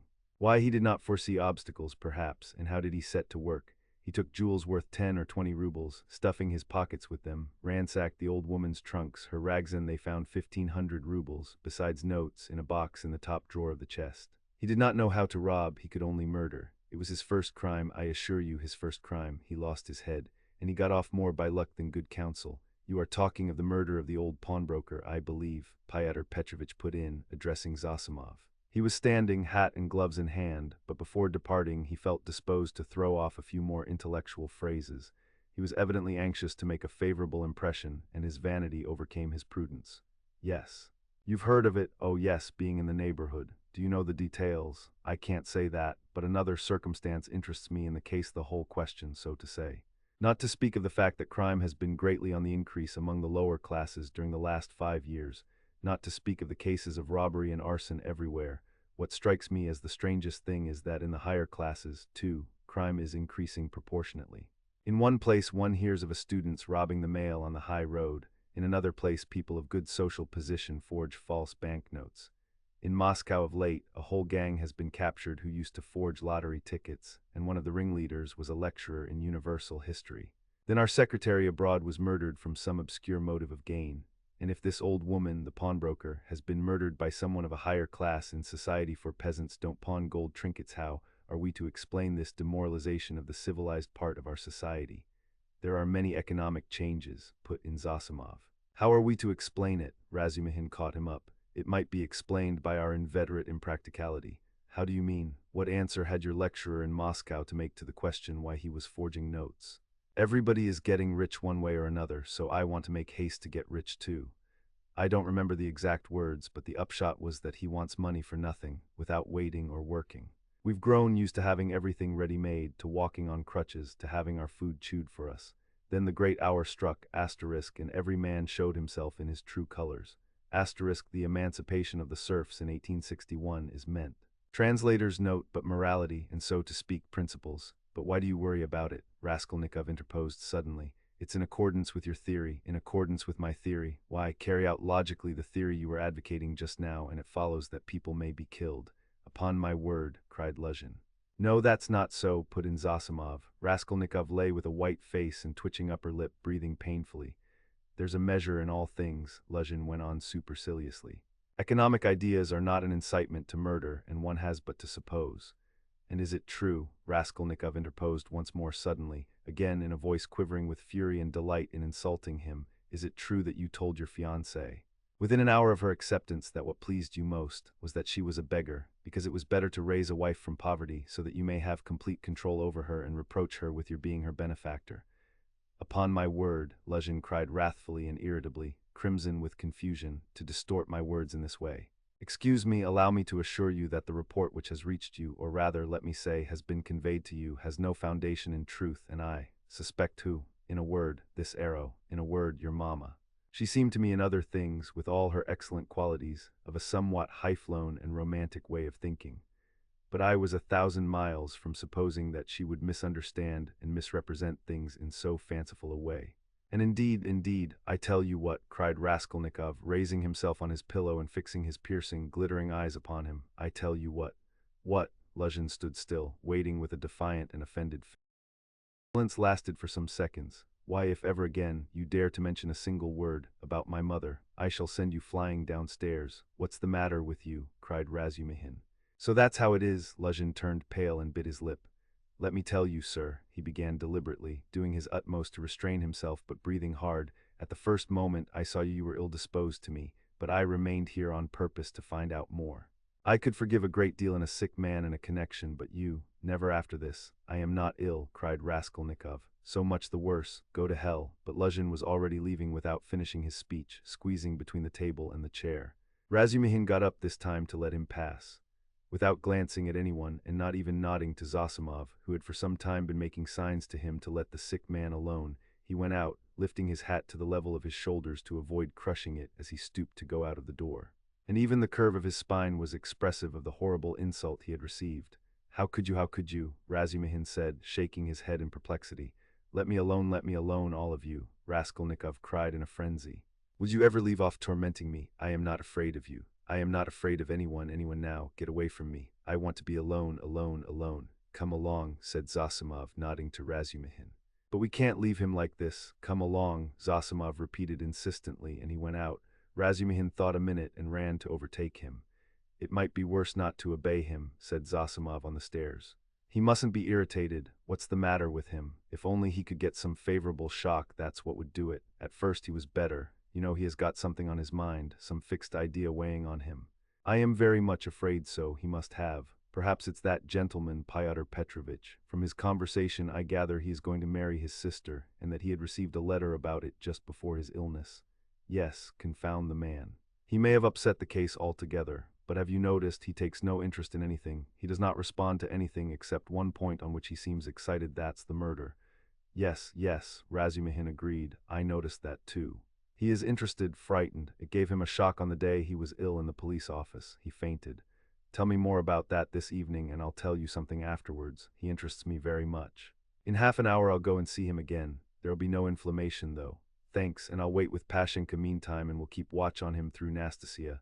Raskolnikov, left alone, looked with impatience and misery at Nastasia, but she still lingered. Won't you have some tea now? She asked. Later, I am sleepy, leave me. He turned abruptly to the wall. Nastasia went out. Chapter Roman 6, but as soon as she went out, he got up, latched the door, undid the parcel which Razumihin had brought in that evening and had tied up again and began dressing. Strange to say, he seemed immediately to have become perfectly calm, not a trace of his recent delirium nor of the panic fear that had haunted him of late. It was the first moment of a strange, sudden calm. His movements were precise and definite, a firm purpose was evident in them. Today, he muttered to himself. He understood that he was still weak, but his intense spiritual concentration gave him strength and self-confidence. He hoped, moreover, that he would not fall down in the street. When he had dressed in entirely new clothes, he looked at the money lying on the table, and after a moment's thought put it in his pocket. It was 25 rubles. He took also all the copper change from the 10 rubles spent by Razumihin on the clothes. Then he softly unlatched the door, went out, slipped downstairs and glanced in at the open kitchen door. Nastasia was standing with her back to him, blowing up the landlady's samovar. She heard nothing. Who would have dreamed of his going out indeed? A minute later he was in the street. It was nearly 8 o'clock. The sun was setting. It was as stifling as before, but he eagerly drank in the stinking, dusty town air. His head felt rather dizzy. A sort of savage energy gleamed suddenly in his feverish eyes and his wasted, pale and yellow face. He did not know and did not think where he was going. He had one thought only, that all this must be ended today, once for all, immediately, that he would not return home without it, because he would not go on living like that. How, with what to make an end? He had not an idea about it, he did not even want to think of it. He drove away thought tortured him. All he knew, all he felt was that everything must be changed, one way or another, he repeated with desperate and immovable self-confidence and determination. From old habit, he took his usual walk in the direction of the hay market. A dark-haired young man with a barrel organ was standing in the road in front of a little general shop and was grinding out a very sentimental song. He was accompanying a girl of 15 who stood on the pavement in front of him. She was dressed up in a crinoline, a mantle, and a straw hat with a flame-colored feather in it, all very old and shabby. In a strong and rather agreeable voice, cracked and coarsened by street singing, she sang in hope of getting a copper from the shop. Raskolnikov joined 2 or 3 listeners, took out a 5-kopeck piece and put it in the girl's hand. She broke off abruptly on a sentimental high note, shouted sharply to the organ grinder, "Come on," and both moved on to the next shop. "Do you like street music?" said Raskolnikov, addressing a middle-aged man standing idly by him. The man looked at him, startled and wondering. "I love to hear singing to a street organ," said Raskolnikov, and his manner seemed strangely out of keeping with the subject. "I like it on cold, dark, damp autumn evenings. They must be damp when all the passers-by have pale green, sickly faces, or better still, when wet snow is falling straight down, when there's no wind, you know what I mean, and the street lamps shine through it." "I don't know." "Excuse me," muttered the stranger, frightened by the question and Raskolnikov's strange manner, and he crossed over to the other side of the street. Raskolnikov walked straight on and came out at the corner of the hay market, where the huckster and his wife had talked with Lizaveta.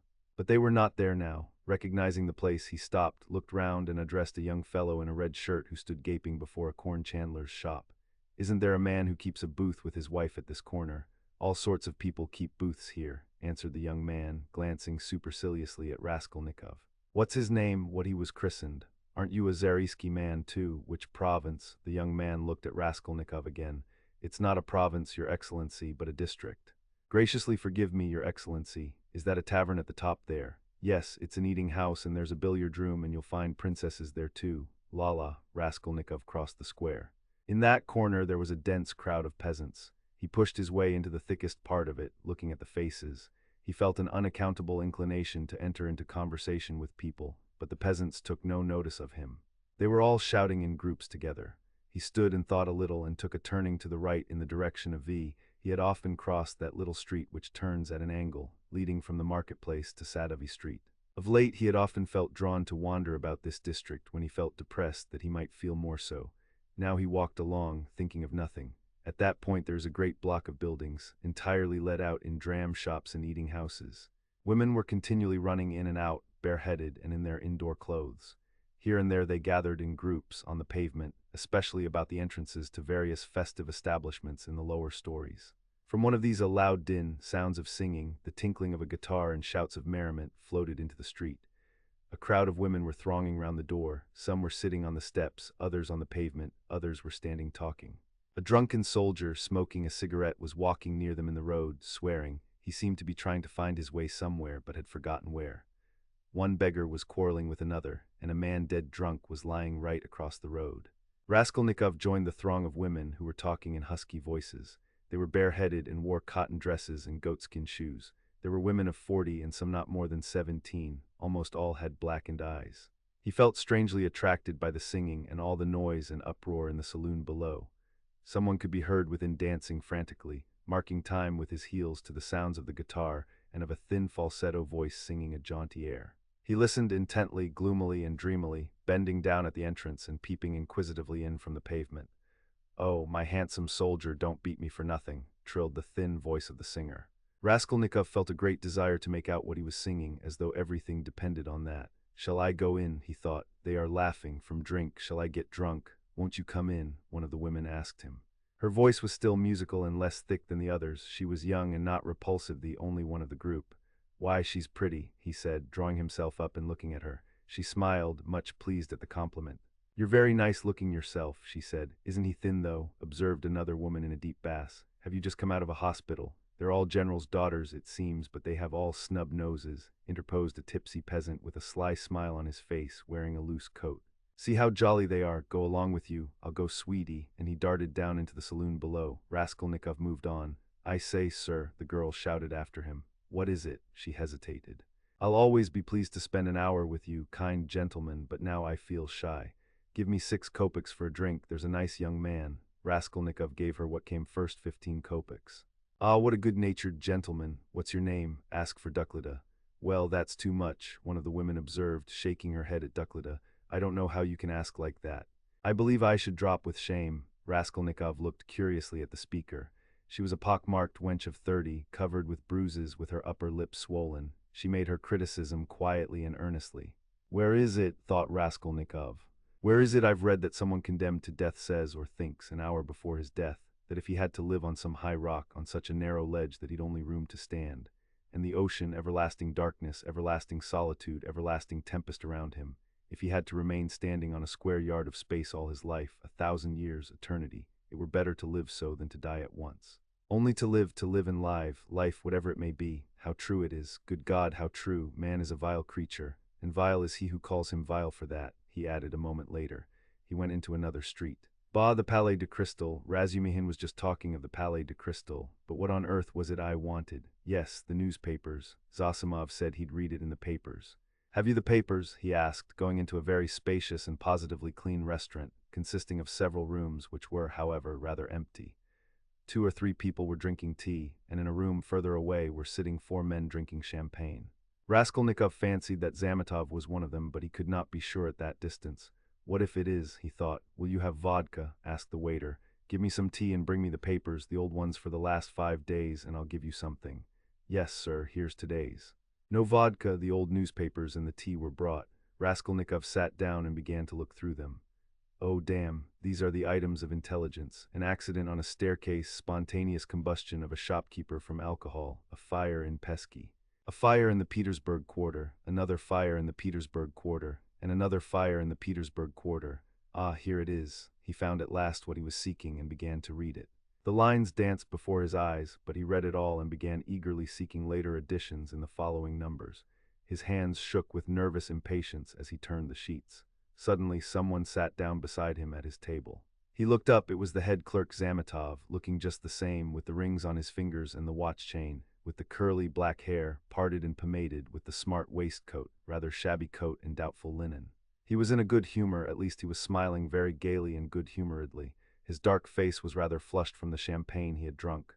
"What, you here?" he began in surprise, speaking as though he'd known him all his life. "Why, Razumihin told me only yesterday you were unconscious. How strange, and do you know I've been to see you?" Raskolnikov knew he would come up to him. He laid aside the papers and turned to Zametov. There was a smile on his lips, and a new shade of irritable impatience was apparent in that smile. "I know you have," he answered. "I've heard it. You looked for my sock, and you know Razumihin has lost his heart to you." He says you've been with him to Lyois Ivanovna's, you know, the woman you tried to befriend, for whom you winked to the explosive lieutenant, and he would not understand. Do you remember? How could he fail to understand? It was quite clear, wasn't it? What a hothead he is, the explosive one. No, your friend Razumihin. You must have a jolly life, Mr. Zametov, entrance free to the most agreeable places.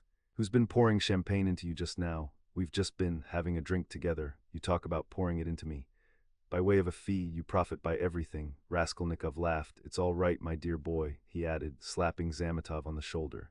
I am not speaking from temper, but in a friendly way, for sport, as that workman of yours said when he was scuffling with Dmitri, in the case of the old woman. How do you know about it? Perhaps I know more about it than you do. How strange you are. I am sure you're still very unwell. You oughtn't to have come out. Oh, do I seem strange to you? Yes. What are you doing? Reading the papers? Yes. There's a lot about the fires. No, I am not reading about the fires. Here he looked mysteriously at Zametov. His lips were twisted again in a mocking smile. No, I am not reading about the fires, he went on, winking at Zametov. But confess now, my dear fellow, you're awfully anxious to know what I am reading about. I am not in the least. Mayn't I ask a question? Why do you keep on? Listen, you are a man of culture and education. I was in the 6th class at the gymnasium, said Zametov with some dignity. 6th class, ah, my cock-sparrow. With your parting and your rings you are a gentleman of fortune. Foo, what a charming boy. Here Raskolnikov broke into a nervous laugh right in Zametov's face. The latter drew back, more amazed than offended. Foo. How strange you are, Zametov repeated very seriously. I can't help thinking you are still delirious. I am delirious, you are fibbing, my cock-sparrow, so I am strange. You find me curious, do you? Yes, curious. Shall I tell you what I was reading about, what I was looking for? See what a lot of papers I've made them bring me. Suspicious, eh? Well, what is it? You prick up your ears. How do you mean prick up my ears? I'll explain that afterwards, but now, my boy, I declare to you. No, better, I confess. No, that's not right either. I make a deposition and you take it.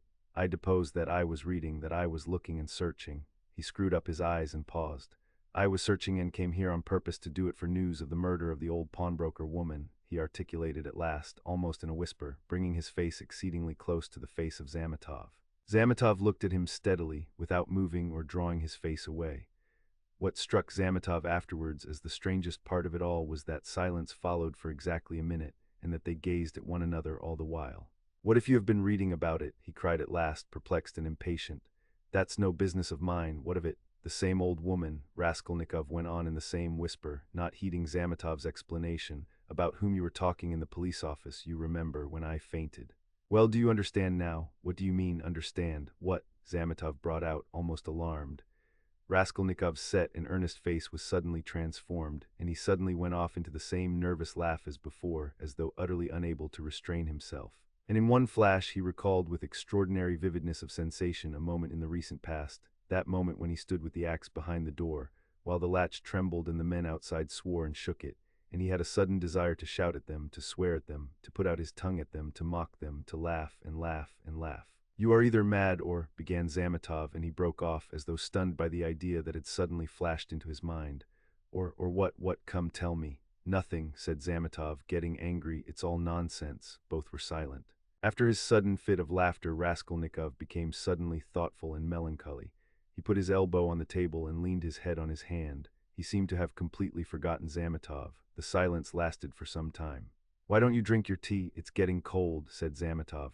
What tea? Oh, yes. Raskolnikov sipped the glass, put a morsel of bread in his mouth, and suddenly looking at Zametov, seemed to remember everything and pulled himself together.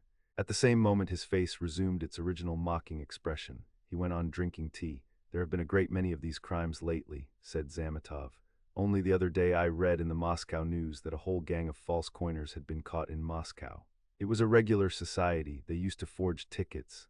Oh, but it was a long time ago. I read about it a month ago, Raskolnikov answered calmly. So you consider them criminals, he added, smiling. Of course they are criminals. They are children, simpletons, not criminals. Why, 100 people meeting for such an object, what an idea. 3 would be too many, and then they want to have more faith in one another than in themselves. One has only to blab in his cups and it all collapses. Simpletons, they engaged untrustworthy people to change the notes. What a thing to trust to a casual stranger. Well, let us suppose that these simpletons succeed and each makes 1,000,000, and what follows for the rest of their lives? Each is dependent on the others for the rest of his life. Better hang oneself at once. And they did not know how to change the notes either. The man who changed the notes took 5,000 rubles, and his hands trembled. He counted the first 4,000, but did not count the 5,000. He was in such a hurry to get the money into his pocket and run away. Of course he roused suspicion, and the whole thing came to a crash through one fool. Is it possible that his hands trembled? Observed Zametov. Yes, that's quite possible. That, I feel quite sure, is possible. Sometimes one can't stand things. Can't stand that. Why could you stand it then? No, I couldn't, for the sake of 100 rubles, to face such a terrible experience. To go with false notes into a bank where it's their business to spot that sort of thing. No, I should not have the face to do it. Would you? Raskolnikov had an intense desire again to put his tongue out. Shivers kept running down his spine. I should do it quite differently, Raskolnikov began. This is how I would change the notes. I'd count the first 1,000 3 or 4 times backwards and forwards, looking at every note, and then I'd set to the second 1,000. I'd count that halfway through and then hold some 50-ruble note to the light, then turn it, then hold it to the light again to see whether it was a good one. I am afraid, I would say, a relation of mine lost 25 rubles the other day through a false note, and then I'd tell them the whole story. And after I began counting the third, no, excuse me, I would say, I fancy I made a mistake in the 700 in that second 1,000, I am not sure. And so I would give up the third 1,000 and go back to the second, and so on to the end.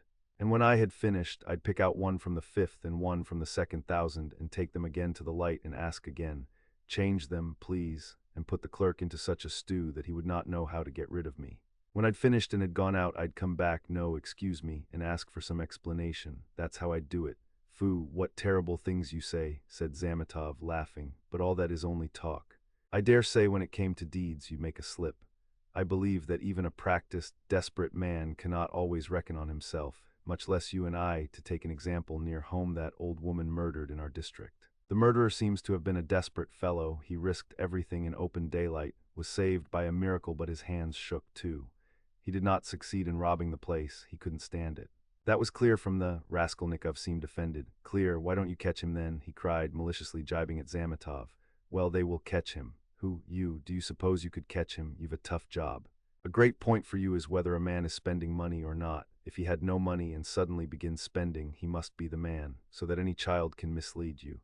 The fact is they always do that, though, answered Zametov.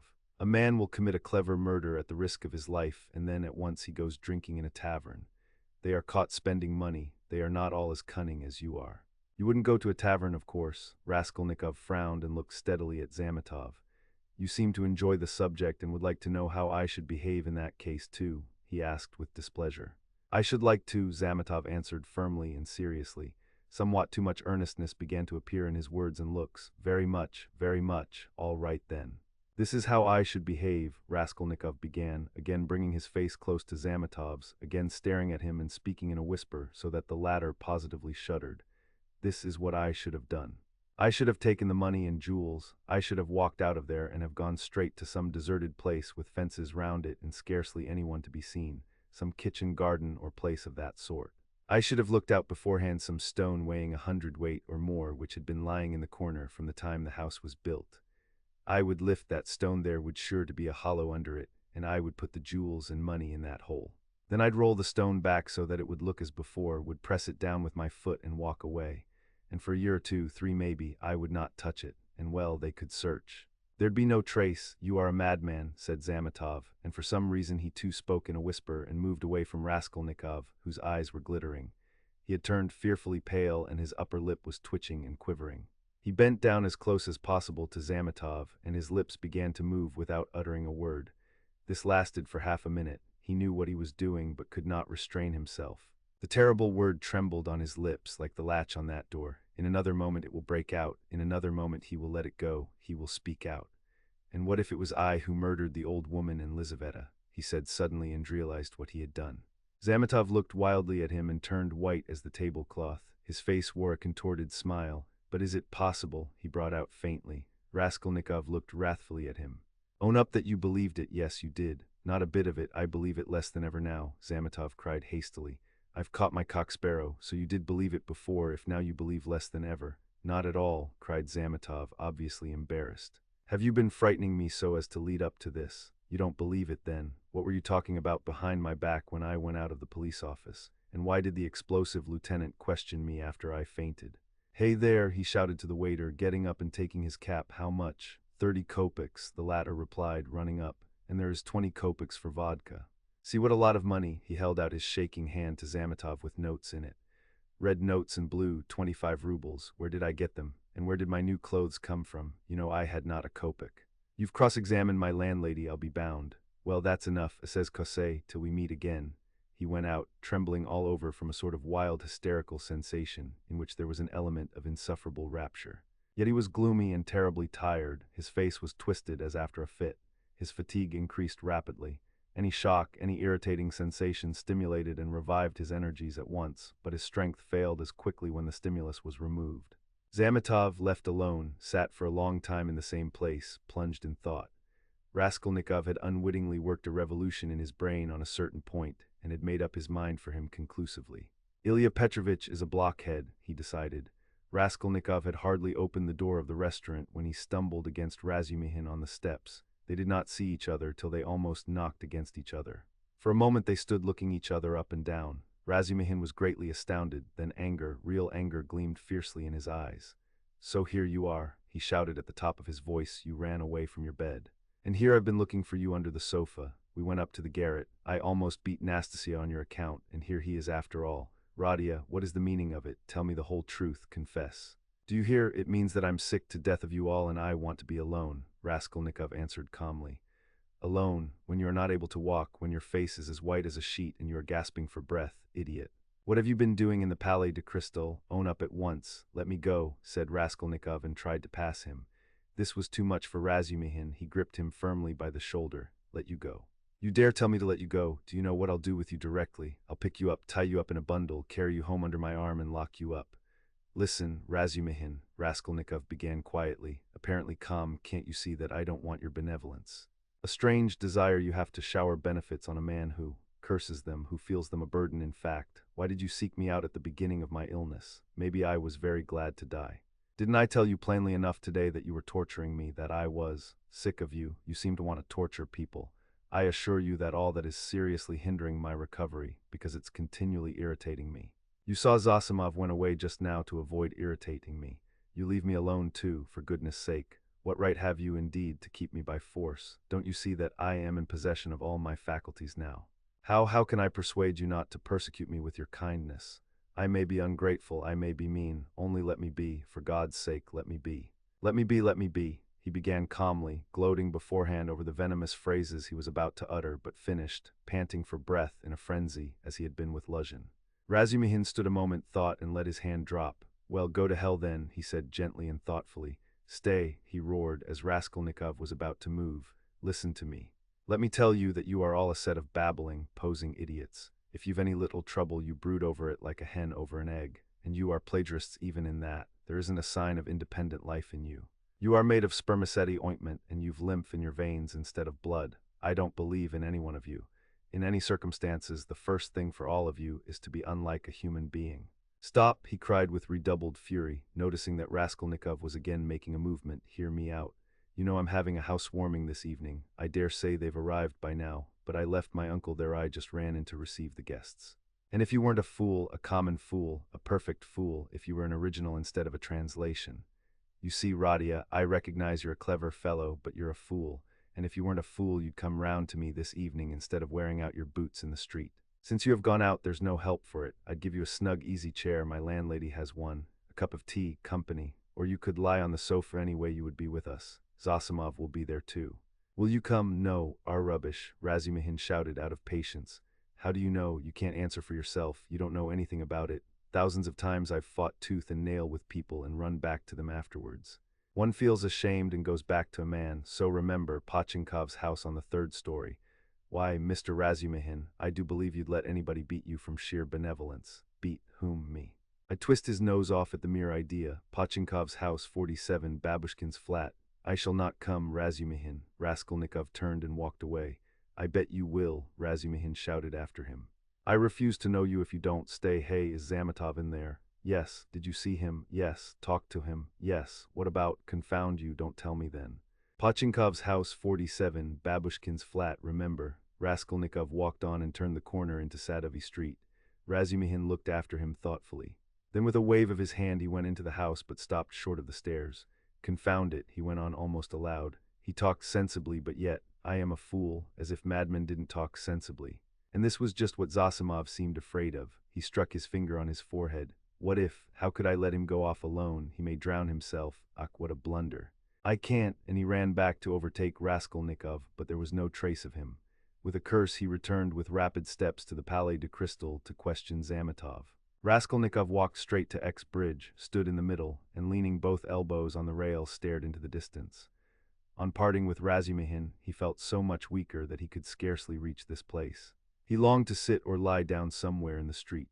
Bending over the water, he gazed mechanically at the last pink flush of the sunset, at the row of houses growing dark in the gathering twilight, at one distant attic window on the left bank, flashing as though on fire in the last rays of the setting sun, at the darkening water of the canal, and the water seemed to catch his attention. At last red circles flashed before his eyes, the houses seemed moving, the passers-by, the canal banks, the carriages, all danced before his eyes. Suddenly he started, saved again perhaps from swooning by an uncanny and hideous sight. He became aware of someone standing on the right side of him. He looked and saw a tall woman with a kerchief on her head, with a long, yellow, wasted face and red sunken eyes. She was looking straight at him, but obviously she saw nothing and recognized no one. Suddenly she leaned her right hand on the parapet, lifted her right leg over the railing, then her left, and threw herself into the canal. The filthy water parted and swallowed up its victim for a moment, but an instant later the drowning woman floated to the surface, moving slowly with the current, her head and legs in the water, her skirt inflated like a balloon over her back.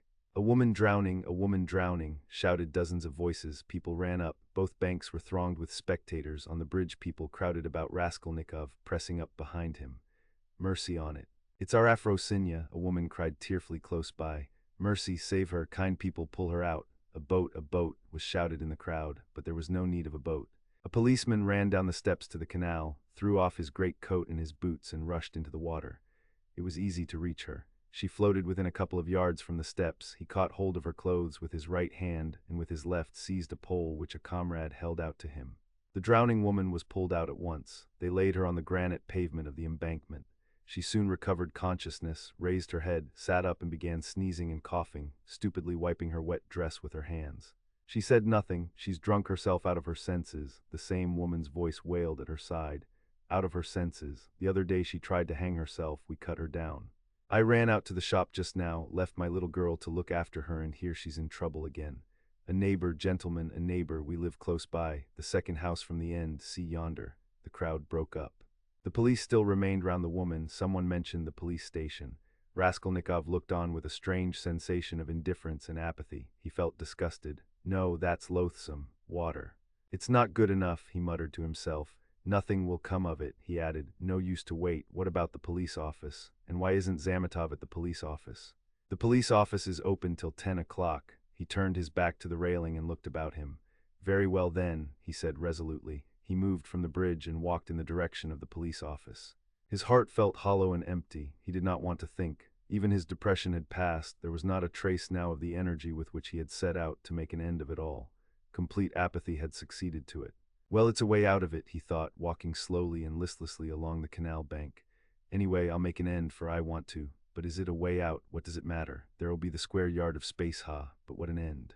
Is it really the end? Shall I tell them or not? Ah, damn, how tired I am. If I could find somewhere to sit or lie down soon. What I am most ashamed of is its being so stupid. But I don't care about that either. What idiotic ideas come into one's head. To reach the police office he had to go straight forward and take the second turning to the left. It was only a few paces away. But at the first turning he stopped and after a minute's thought turned into a side street and went 2 streets out of his way, possibly without any object, or possibly to delay a minute and gain time. He walked, looking at the ground. Suddenly someone seemed to whisper in his ear. He lifted his head and saw that he was standing at the very gate of the house. He had not passed it, he had not been near it since that evening. An overwhelming, unaccountable prompting drew him on. He went into the house, passed through the gateway, then into the first entrance on the right, and began mounting the familiar staircase to the 4th story. The narrow, steep staircase was very dark. He stopped at each landing and looked round him with curiosity. On the first landing, the framework of the window had been taken out. That wasn't so then, he thought. Here was the flat on the 2nd story where Nikolay and Dmitri had been working. It's shut up and the door newly painted, so it's to let. Then the 3rd story and the 4th. Here, He was perplexed to find the door of the flat wide open. There were men there, he could hear voices, he had not expected that. After brief hesitation, he mounted the last stairs and went into the flat. It too was being done up, there were workmen in it. This seemed to amaze him. He somehow fancied that he would find everything as he left it, even perhaps the corpses in the same places on the floor. And now, bare walls, no furniture, it seemed strange. He walked to the window and sat down on the windowsill. There were two workmen, both young fellows, but one much younger than the other. They were papering the walls with a new white paper covered with lilac flowers, instead of the old, dirty, yellow one. Raskolnikov, for some reason, felt horribly annoyed by this. He looked at the new paper with dislike, as though he felt sorry to have it all so changed. The workmen had obviously stayed beyond their time, and now they were hurriedly rolling up their paper and getting ready to go home. They took no notice of Raskolnikov's coming in. They were talking. Raskolnikov folded his arms and listened.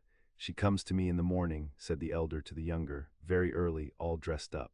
'Why are you preening and prinking?' says I am ready to do anything to please you, Tit Vassilitch. That's a way of going on. And she dressed up like a regular fashion book." "And what is a fashion book?" the younger one asked. He obviously regarded the other as an authority. "A fashion book is a lot of pictures, colored, and they come to the tailors here every Saturday by post from abroad to show folks how to dress, the male sex as well as the female. They're pictures, the gentlemen are generally wearing fur coats, and for the ladies fluffles, they're beyond anything you can fancy. There's nothing you can't find in Petersburg," the younger cried enthusiastically. "Except father and mother, there's everything. Except them, there's everything to be found, my boy," the elder declared sententiously. Raskolnikov got up and walked into the other room where the strong box, the bed, and the chest of drawers had been. The room seemed to him very tiny without furniture in it. The paper was the same. The paper in the corner showed where the case of Ikins had stood. He looked at it and went to the window. The elder workman looked at him askance. "What do you want?" he asked suddenly. Instead of answering, Raskolnikov went into the passage and pulled the bell. The same cracked note. He rang it a second and a third time. He listened and remembered. The hideous and agonizingly fearful sensation he had felt then began to come back more and more vividly. He shuddered at every ring, and it gave him more and more satisfaction. "Well, what do you want?" "Who are you?" the workman shouted, going out to him. Raskolnikov went inside again. "I want to take a flat," he said. "I am looking round. It's not the time to look at rooms at night. And you ought to come up with the porter. The floors have been washed. Will they be painted?" Raskolnikov went on. "Is there no blood?" "What blood?" "Why, the old woman and her sister were murdered here. There was a perfect pool there. But who are you?" the workman cried, uneasy. "Who am I?" "Yes, you want to know. Come to the police station, I'll tell you." The workman looked at him in amazement. "It's time for us to go, we are late." "Come along, Alyosha, we must lock up," said the elder workman. "Very well, come along," said Raskolnikov indifferently, and going out first, he went slowly downstairs. "Hey, porter," he cried in the gateway.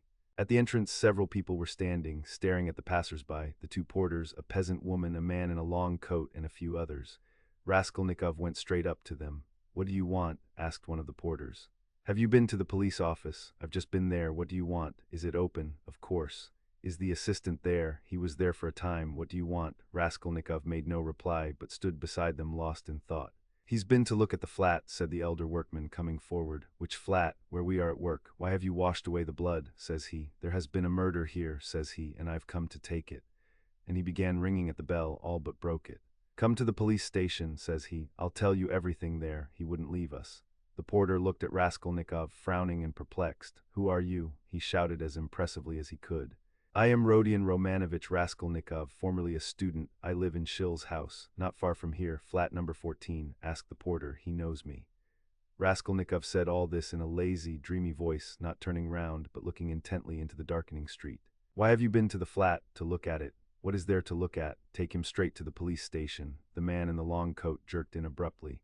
Raskolnikov looked intently at him over his shoulder and said in the same slow, lazy tones, "Come along." "Yes, take him," the man went on more confidently. "Why was he going into that? What's in his mind, eh?" "He's not drunk, but God knows what's the matter with him," muttered the workman. "But what do you want?" the porter shouted again, beginning to get angry and earnest. "Why are you hanging about?" "You funk the police station then," said Raskolnikov jeeringly. "How funk it?" "Why are you hanging about? He's a rogue," shouted the peasant woman. "Why waste time talking to him?" cried the other porter, a huge peasant in a full open coat and with keys on his belt. "Get along, he is a rogue and no mistake."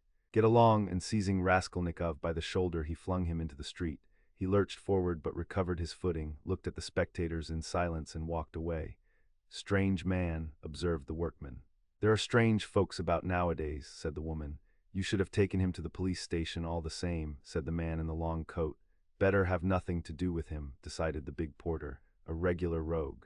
Just what he wants, you may be sure, but once take him up, you won't get rid of him. We know the sort. Shall I go there or not? Thought Raskolnikov, standing in the middle of the thoroughfare at the crossroads, and he looked about him, as though expecting from someone a decisive word.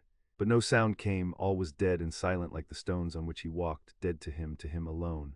All at once at the end of the street, 200 yards away, in the gathering dusk he saw a crowd and heard talk and shouts. In the middle of the crowd stood a carriage. A light gleamed in the middle of the street. What is it? Raskolnikov turned to the right and went up to the crowd.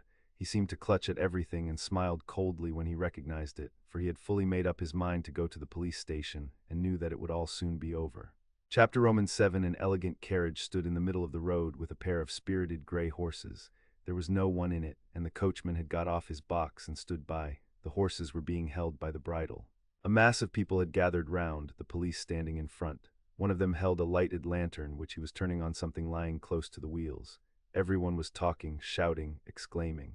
The coachman seemed at a loss and kept repeating, "What a misfortune! Good Lord, what a misfortune!" Raskolnikov pushed his way in as far as he could, and succeeded at last in seeing the object of the commotion and interest. On the ground a man who had been run over lay apparently unconscious and covered with blood.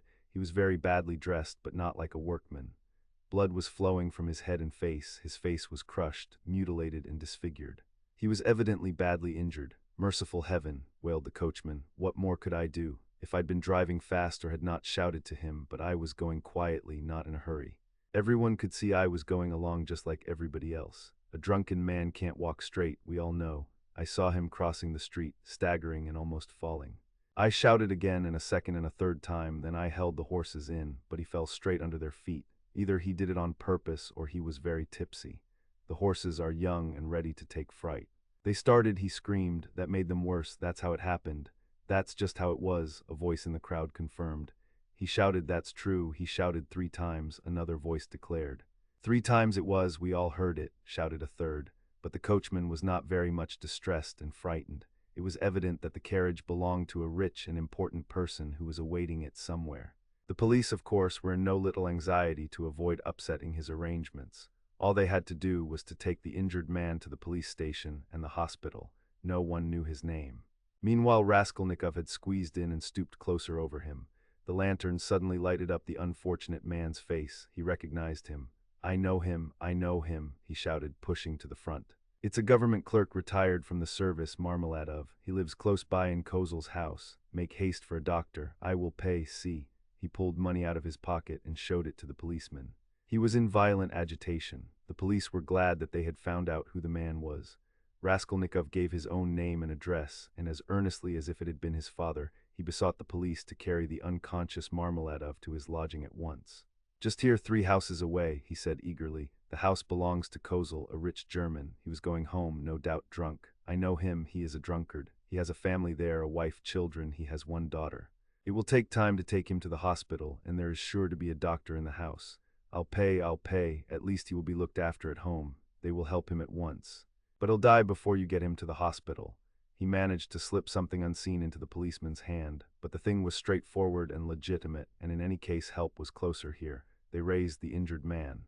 People volunteered to help. Kozel's house was 30 yards away. Raskolnikov walked behind, carefully holding Marmeladov's head and showing the way. This way, we must take him upstairs head foremost. Turn round." I'll make it worth your while," he muttered. Katerina Ivanovna had just begun, as she always did at every free moment, walking to and fro in her little room from window to stove and back again, with her arms folded across her chest, talking to herself and coughing. Of late she had begun to talk more than ever to her eldest girl, Polenka, a child of 10, who, though there was much she did not understand, understood very well that her mother needed her, and so always watched her with her big clever eyes and strove her utmost to appear to understand. This time Polenka was undressing her little brother, who had been unwell all day and was going to bed. The boy was waiting for her to take off his shirt, which had to be washed at night. He was sitting straight and motionless on a chair, with a silent, serious face, with his legs stretched out straight before him, heels together, and toes turned out.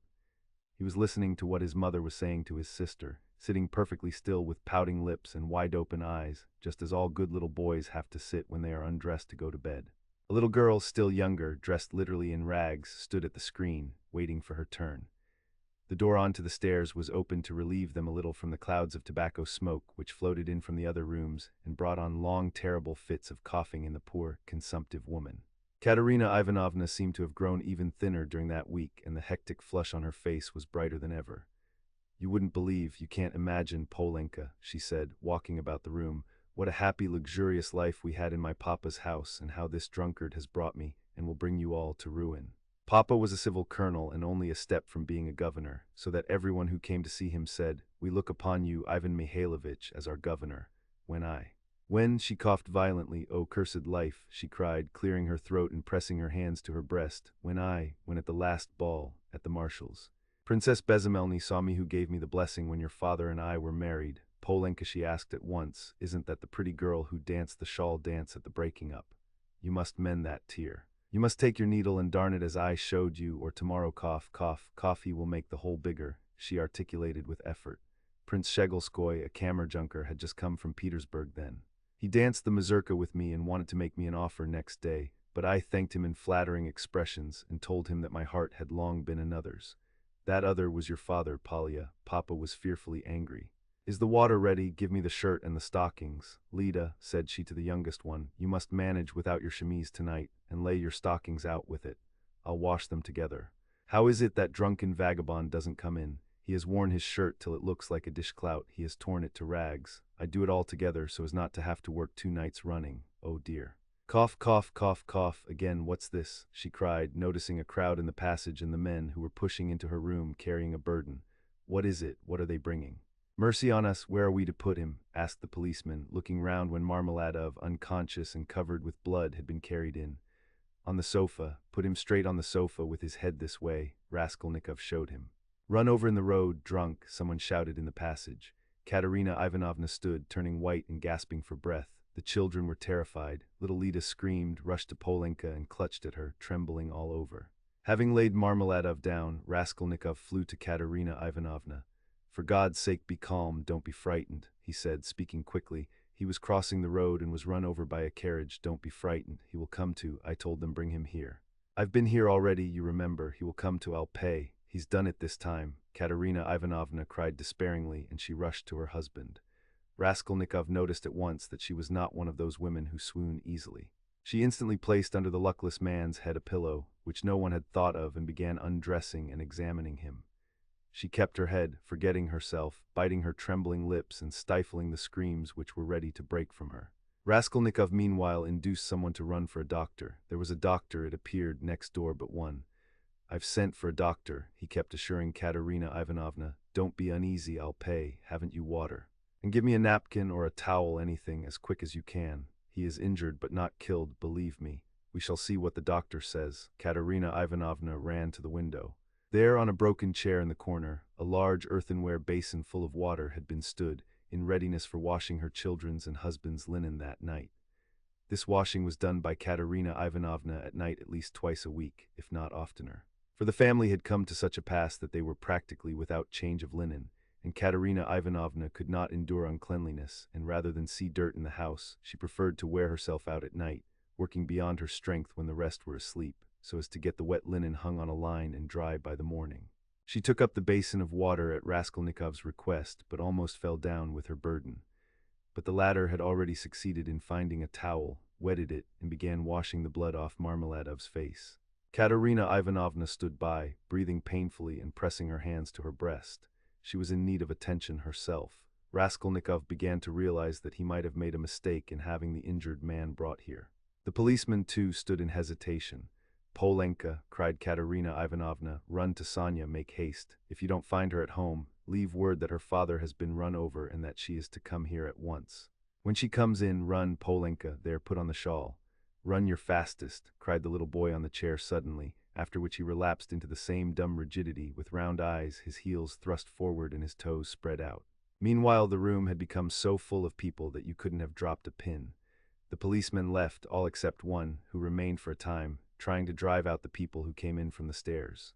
Almost all Madame Lipovetsky's lodgers had streamed in from the inner rooms of the flat, At first they were squeezed together in the doorway, but afterwards they overflowed into the room. Katerina Ivanovna flew into a fury. "You might let him die in peace at least," she shouted at the crowd. "Is it a spectacle for you to gape at, with cigarettes, cough, cough, cough? You might as well keep your hats on. And there is one in his hat. Get away. You should respect the dead, at least." Her cough choked her, but her reproaches were not without result. They evidently stood in some awe of Katerina Ivanovna. The lodgers, one after another, squeezed back into the doorway with that strange inner feeling of satisfaction which may be observed in the presence of a sudden accident, even in those nearest and dearest to the victim, from which no living man is exempt, even in spite of the sincerest sympathy and compassion. Voices outside were heard, however, speaking of the hospital and saying that they'd no business to make a disturbance here. "No business to die," cried Katerina Ivanovna, and she was rushing to the door to vent her wrath upon them, but in the doorway came face to face with Madame Lipovetsel, who had only just heard of the accident and ran in to restore order. She was a particularly quarrelsome and irresponsible German. "Ah, my God," she cried, clasping her hands, "your husband drunken horses have trampled to the hospital with him." "I am the landlady, Amalia Ludwigovna. I beg you to recollect what you are saying," Katerina Ivanovna began haughtily. She always took a haughty tone with the landlady that she might remember her place, and even now could not deny herself this satisfaction. "Amalia Ludwigovna, I have you once before told that you to call me Amalia Ludwigovna may not dare. I am Amalia Ivanovna." "You are not Amalia Ivanovna, but Amalia Ludwigovna, and as I am not one of your despicable flatterers like Mr. Lebeziatnikov, who's laughing behind the door at this moment, a laugh and a cry of 'they are at it again' was in fact audible at the door. So I shall always call you Amalia Ludwigovna, though I fail to understand why you dislike that name. You can see for yourself what has happened to Semyon Zaharovich. He is dying. I beg you to close that door at once and to admit no one. Let him at least die in peace. Or I warn you the Governor-General himself shall be informed of your conduct tomorrow. The prince knew me as a girl. He remembers Semyon Zaharovich well and has often been a benefactor to him. Everyone knows that Semyon Zaharovich had many friends and protectors, whom he abandoned himself from an honorable pride, knowing his unhappy weakness. But now," she pointed to Raskolnikov, "a generous young man has come to our assistance, who has wealth and connections, and whom Semyon Zaharovich has known from a child. You may rest assured, Amalia Ludwigovna." All this was uttered with extreme rapidity, getting quicker and quicker, but a cough suddenly cut short Katerina Ivanovna's eloquence. At that instant the dying man recovered consciousness and uttered a groan. She ran to him. The injured man opened his eyes and without recognition or understanding gazed at Raskolnikov, who was bending over him. He drew deep, slow, painful breaths, blood oozed at the corners of his mouth and drops of perspiration came out on his forehead. Not recognizing Raskolnikov, he began looking round uneasily. Katerina Ivanovna looked at him with a sad but stern face and tears trickled from her eyes. "My God, his whole chest is crushed, how he is bleeding," she said in despair. "We must take off his clothes." "Turn a little, Semyon Zaharovich, if you can," she cried to him. Marmeladov recognized her. "A priest," he articulated huskily. Katerina Ivanovna walked to the window, laid her head against the window frame and exclaimed in despair. "O cursed life, a priest," the dying man said again after a moment's silence. "They've gone for him," Katerina Ivanovna shouted to him. He obeyed her shout and was silent. With sad and timid eyes he looked for her.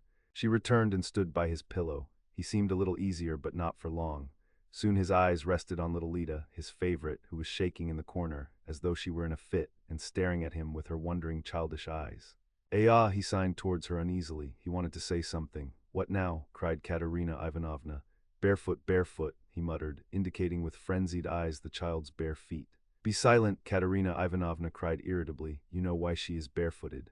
"Thank God, the doctor," exclaimed Raskolnikov, relieved. The doctor came in, a precise little old man, a German, looking about him mistrustfully. He went up to the sick man, took his pulse, carefully felt his head, and with the help of Katerina Ivanovna, he unbuttoned the blood-stained shirt and bared the injured man's chest.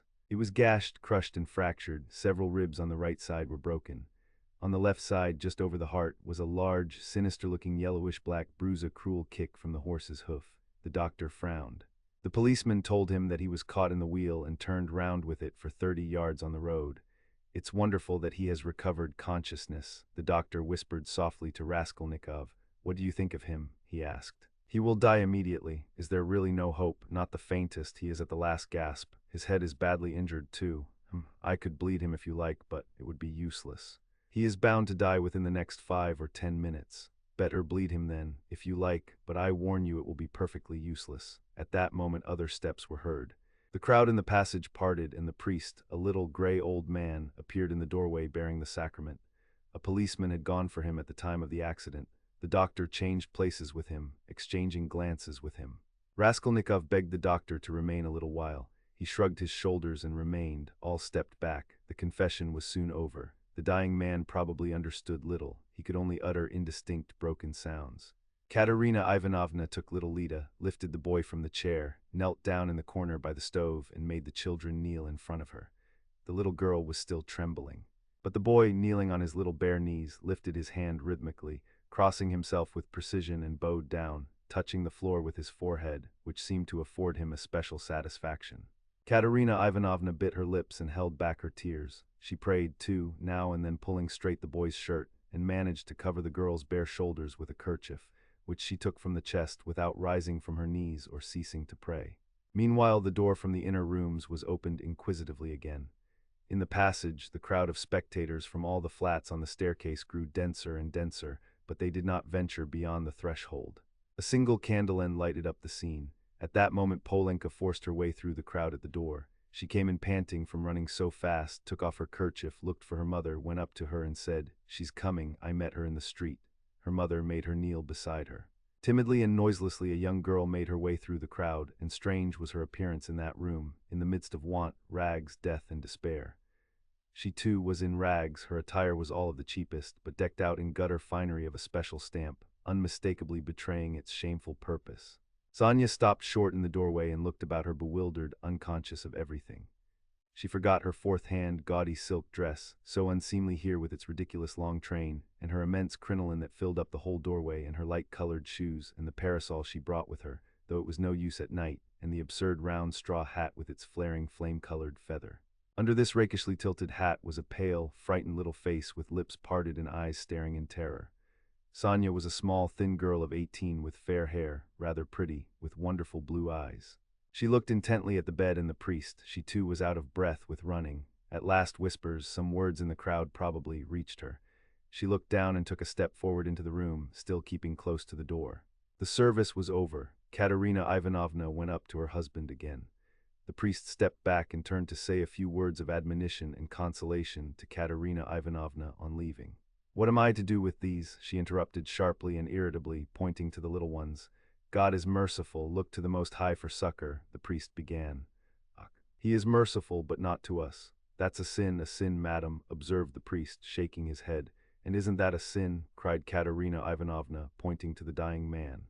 "Perhaps those who have involuntarily caused the accident will agree to compensate you, at least for the loss of his earnings." "You don't understand," cried Katerina Ivanovna, angrily waving her hand. "And why should they compensate me? Why, he was drunk and threw himself under the horses. What earnings? He brought us in nothing but misery. He drank everything away, the drunkard. He robbed us to get drink, he wasted their lives and mine for drink, and thank God he's dying, one less to keep.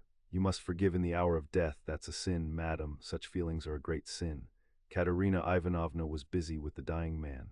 She was giving him water, wiping the blood and sweat from his head, setting his pillow straight, and had only turned now and then for a moment to address the priest. Now she flew at him almost in a frenzy. "Ah, father. That's words and only words, forgive. If he'd not been run over, he'd have come home today drunk and his only shirt dirty and in rags, and he'd have fallen asleep like a log. And I should have been sousing and rinsing till daybreak, washing his rags and the children's and then drying them by the window, and as soon as it was daylight I should have been darning them. That's how I spend my nights. What's the use of talking of forgiveness? I have forgiven as it is." A terrible hollow cough interrupted her words. She put her handkerchief to her lips and showed it to the priest, pressing her other hand to her aching chest. The handkerchief was covered with blood. The priest bowed his head and said nothing. Marmeladov was in the last agony. He did not take his eyes off the face of Katerina Ivanovna, who was bending over him again. He kept trying to say something to her. He began moving his tongue with difficulty and articulating indistinctly, but Katerina Ivanovna, understanding that he wanted to ask her forgiveness, called peremptorily to him, "Be silent." "No need, I know what you want to say." And the sick man was silent, but at the same instant his wandering eyes strayed to the doorway and he saw Sonia. Till then he had not noticed her. She was standing in the shadow in a corner. "Who's that? Who's that?" he said suddenly in a thick, gasping voice in agitation, turning his eyes in horror towards the door where his daughter was standing and trying to sit up. Lie down, lie do own, cried Katerina Ivanovna. With unnatural strength he had succeeded in propping himself on his elbow. He looked wildly and fixedly for some time on his daughter, as though not recognizing her. He had never seen her before in such attire. Suddenly he recognized her, crushed and ashamed in her humiliation and gaudy finery, meekly awaiting her turn to say goodbye to her dying father. His face showed intense suffering. "Sonya, daughter." "Forgive," he cried, and he tried to hold out his hand to her, but losing his balance he fell off the sofa, face downwards on the floor. They rushed to pick him up, they put him on the sofa, but he was dying. Sonya, with a faint cry, ran up, embraced him, and remained so without moving. He died in her arms. "He's got what he wanted," Katerina Ivanovna cried, seeing her husband's dead body. "Well, what's to be done now? How am I to bury him? What can I give them tomorrow to eat?" Raskolnikov went up to Katerina Ivanovna. "Katerina Ivanovna," he began, "last week your husband told me all his life and circumstances. Believe me, he spoke of you with passionate reverence. From that evening, when I learnt how devoted he was to you all and how he loved and respected you especially, Katerina Ivanovna, in spite of his unfortunate weakness, from that evening we became friends. Allow me now to do something, to repay my debt to my dead friend. Here are 20 rubles, I think, and if that can be of any assistance to you, then in short, I will come again, I will be sure to come again. I shall perhaps come again tomorrow. Goodbye." And he went quickly out of the room, squeezing his way through the crowd to the stairs. But in the crowd he suddenly jostled against Nicodim Fomitch, who had heard of the accident and had come to give instructions in person. They had not met since the scene at the police station, but Nicodim Fomitch knew him instantly. "Ah, is that you?" he asked him. "He's dead," answered Raskolnikov. "The doctor and the priest have been all as it should have been. Don't worry the poor woman too much, she is in consumption as it is. Try and cheer her up if possible. You are a kind-hearted man, I know," he added with a smile, looking straight in his face. "But you are spattered with blood," observed Nicodim Fomitch, noticing in the lamplight some fresh stains on Raskolnikov's waistcoat. "Yes, I'm covered with blood," Raskolnikov said with a peculiar air. Then he smiled, nodded, and went downstairs. He walked down slowly and deliberately, feverish but not conscious of it, entirely absorbed in a new overwhelming sensation of life and strength that surged up suddenly within him. This sensation might be compared to that of a man condemned to death who has suddenly been pardoned. Halfway down the staircase, he was overtaken by the priest on his way home. Raskolnikov let him pass, exchanging a silent greeting with him. He was just descending the last steps when he heard rapid footsteps behind him. Someone overtook him. It was Polenka. She was running after him, calling, "Wait." "Wait!" He turned round. She was at the bottom of the staircase and stopped short a step above him. A dim light came in from the yard. Raskolnikov could distinguish the child's thin but pretty little face, looking at him with a bright childish smile. She had run after him with a message which she was evidently glad to give. "Tell me, what is your name, and where do you live?" she said hurriedly in a breathless voice. He laid both hands on her shoulders and looked at her with a sort of rapture. It was such a joy to him to look at her, he could not have said why. "Who sent you?" "Sister Sonya sent me," answered the girl, smiling still more brightly. "I knew it was Sister Sonya sent you. Mama sent me too. When Sister Sonya was sending me, Mama came up too and said, 'Run fast, Polenka.' Do you love Sister Sonya?" "I love her more than anyone," Polenka answered with a peculiar earnestness, and her smile became graver. "And will you love me?" By way of answer, he saw the little girl's face approaching him, her full lips naively held out to kiss him. Suddenly her arms, as thin as sticks, held him tightly, her head rested on his shoulder, and the little girl wept softly, pressing her face against him. "I am sorry for father," she said a moment later, raising her tear-stained face and brushing away the tears with her hands. "It's nothing but misfortunes now," she added suddenly with that peculiarly sedate air which children try hard to assume when they want to speak like grown-up people. "Did your father love you?" "He loved Lida most," she went on very seriously without a smile, exactly like grown-up people. "He loved her because she is little and because she is ill, too, and he always used to bring her presents. But he taught us to read and me grammar and scripture, too," she added with dignity. "And mother never used to say anything, but we knew that she liked it and father knew it, too. And mother wants to teach me French, for it's time my education began. And do you know your prayers?" "Of course, we do, we knew them long ago. I say my prayers to myself as I am a big girl now, but Kalia and Lida say them aloud with mother. First they repeat the Ave Maria and then another prayer, 'Lord, forgive and bless Sister Sonya,' and then another, 'Lord, forgive and bless our second father. For our elder father is dead and this is another one, but we do pray for the other as well. Polenka, my name is Rodion. Pray sometimes for me too, and thy servant Rodion, nothing more." "I'll pray for you all the rest of my life," the little girl declared hotly, and suddenly smiling again, she rushed at him and hugged him warmly once more. Raskolnikov told her his name and address and promised to be sure to come next day. The child went away quite enchanted with him. It was past 10 when he came out into the street. In 5 minutes he was standing on the bridge at the spot where the woman had jumped in. Enough, he pronounced resolutely and triumphantly. I've done with fancies, imaginary terrors and phantoms. Life is real, haven't I lived just now? My life has not yet died with that old woman. The kingdom of heaven to her, and now enough, madam, leave me in peace. Now for the reign of reason and light, and of will and of strength, and now we will see. We will try our strength, he added defiantly, as though challenging some power of darkness. And I was ready to consent to live in a square of space. I am very weak at this moment, but I believe my illness is all over.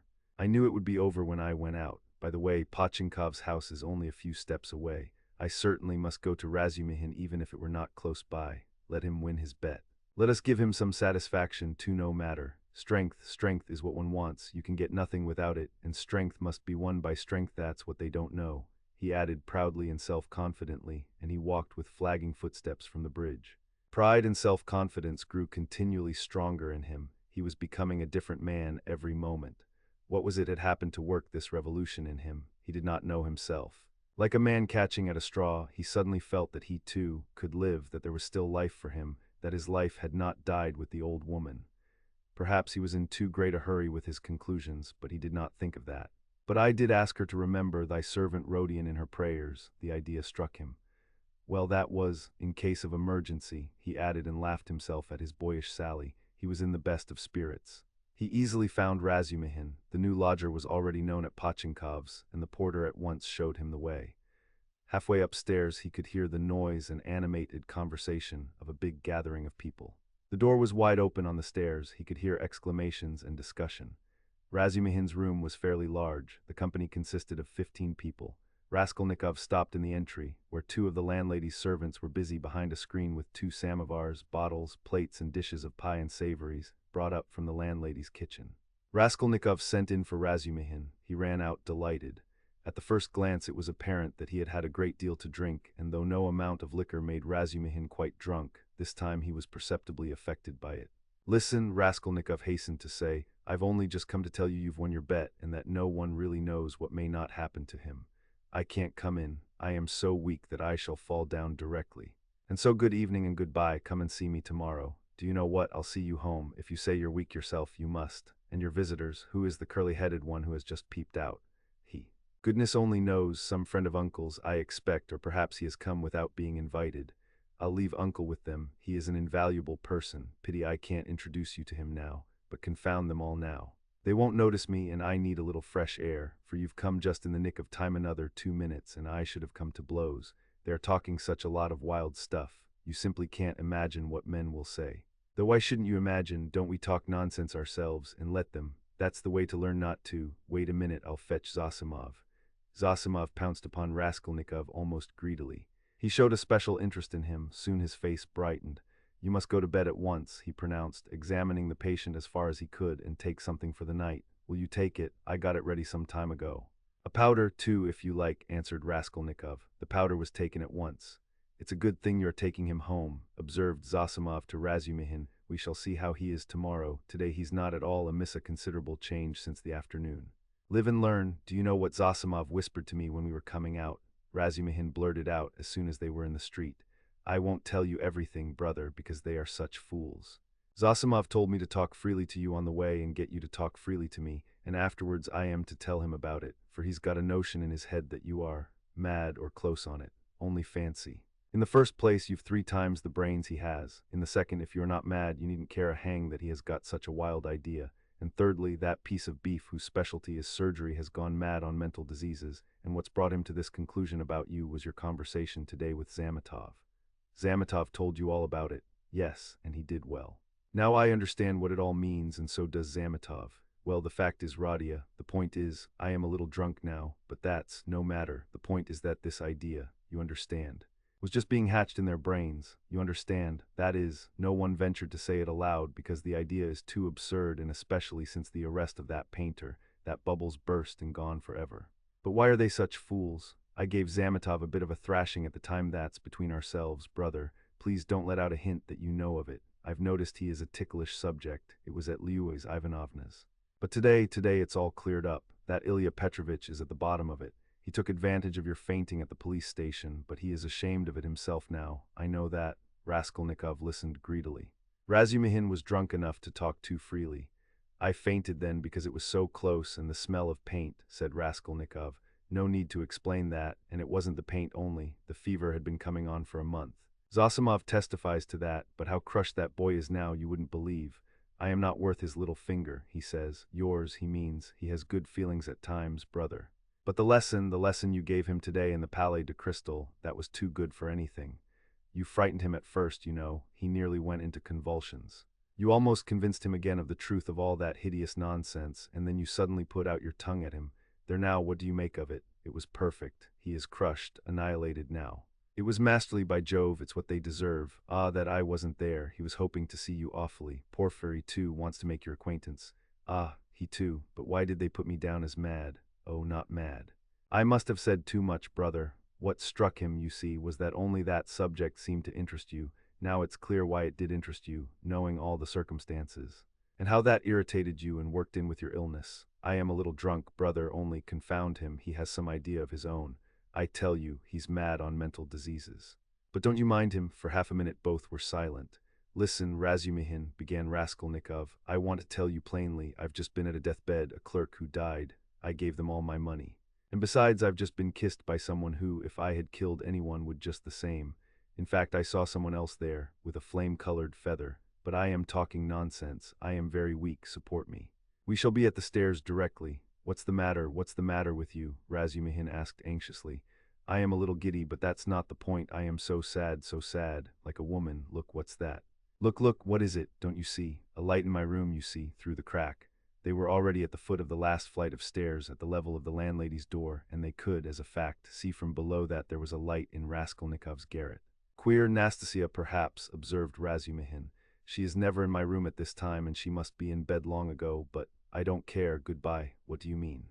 "I am coming with you. We'll come in together. I know we are going in together, but I want to shake hands here and say goodbye to you here. So give me your hand. Goodbye." "What's the matter with you, Radia?" "Nothing. Come along. You shall be witness." They began mounting the stairs, and the idea struck Razumihin that perhaps Zosimov might be right after all. "Ah, I've upset him with my chatter," he muttered to himself. When they reached the door, they heard voices in the room. "What is it?" cried Razumihin. Raskolnikov was the first to open the door. He flung it wide and stood still in the doorway, dumbfounded. His mother and sister were sitting on his sofa and had been waiting an hour and a half for him. Why had he never expected, never thought of them, though the news that they had started, were on their way and would arrive immediately, had been repeated to him only that day. They had spent that hour and a half plying Nastasia with questions. She was standing before them and had told them everything by now. They were beside themselves with alarm when they heard of his running away today, ill and, as they understood from her story, delirious. Good heavens, what had become of him? Both had been weeping, both had been in anguish for that hour and a half. A cry of joy, of ecstasy, greeted Raskolnikov's entrance. Both rushed to him, but he stood like one dead. A sudden intolerable sensation struck him like a thunderbolt. He did not lift his arms to embrace them, he could not. His mother and sister clasped him in their arms, kissed him, laughed and cried.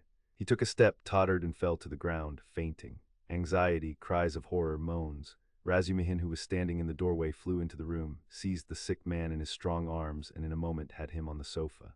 "It's nothing," he cried to the mother and sister. "It's only a faint, a mere trifle. Only just now the doctor said he was much better, that he is perfectly well. Water. See, he is coming to himself, he is all right again." And seizing Dounia by the arm so that he almost dislocated it, he made her bend down to see that he is all right again. The mother and sister looked on him with emotion and gratitude as their providence. They had heard already from Nastasia all that had been done for their Radia during his illness, by this very competent young man, as Pulcheria Alexandrovna Raskolnikov called him that evening in conversation with Dounia. Part Roman 3, Chapter I. Raskolnikov got up and sat down on the sofa. He waved his hand weakly to Razumihin to cut short the flow of warm and incoherent consolations he was addressing to his mother and sister, took them both by the hand, and for a minute or two gazed from one to the other without speaking. His mother was alarmed by his expression. It revealed an emotion agonizingly poignant, and at the same time something immovable, almost insane. Pulcheria Alexandrovna began to cry. Avditia Romanovna was pale. Her hand trembled in her brother's. "Go home, with him," he said in a broken voice, pointing to Razumihin. "Goodbye till tomorrow, tomorrow everything. Is it long since you arrived?" "This evening, Radia," answered Pulcheria Alexandrovna. "The train was awfully late." "But Radia, nothing would induce me to leave you now. I will spend the night here near you." "Don't torture me," he said with a gesture of irritation. "I will stay with him," cried Razumihin. "I won't leave him for a moment. Bother all my visitors, let them rage to their heart's content. My uncle is presiding there." How can I thank you?" Pulcheria Alexandrovna was beginning, once more pressing Razumihin's hands, but Raskolnikov interrupted her again. I can't have it," he repeated irritably. "Don't worry me, enough, go away, I can't stand it." "Come, Mama, come out of the room at least for a minute," Dounia whispered in dismay. "We are distressing him, that's evident. Mayn't I look at him after 3 years?" wept Pulcheria Alexandrovna. "Stay," he stopped them again. "You keep interrupting me and my ideas get muddled. Have you seen Luzhin?" "No, Radia, but he knows already of our arrival. We have heard, Radia, that Pyotr Petrovitch was so kind as to visit you today," Pulcheria Alexandrovna added somewhat timidly.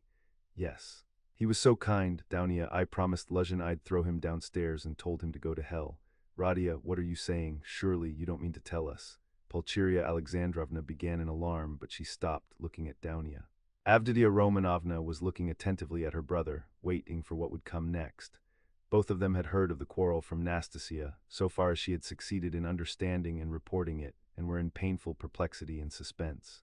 Dounia, Raskolnikov continued with an effort. "I don't want that marriage, so at the first opportunity tomorrow you must refuse Luzhin, so that we may never hear his name again." "Good heavens!" cried Pulcheria Alexandrovna. "Brother, think what you are saying," Avditia Romanovna began impetuously, but immediately checked herself. "You are not fit to talk now, perhaps, you are tired," she added gently. "You think I am delirious, no. You are marrying Luzhin for my sake, but I won't accept the sacrifice, and so write a letter before tomorrow to refuse him. Let me read it in the morning and that will be the end of it." "That I can't do," the girl cried, offended. "What right have you?"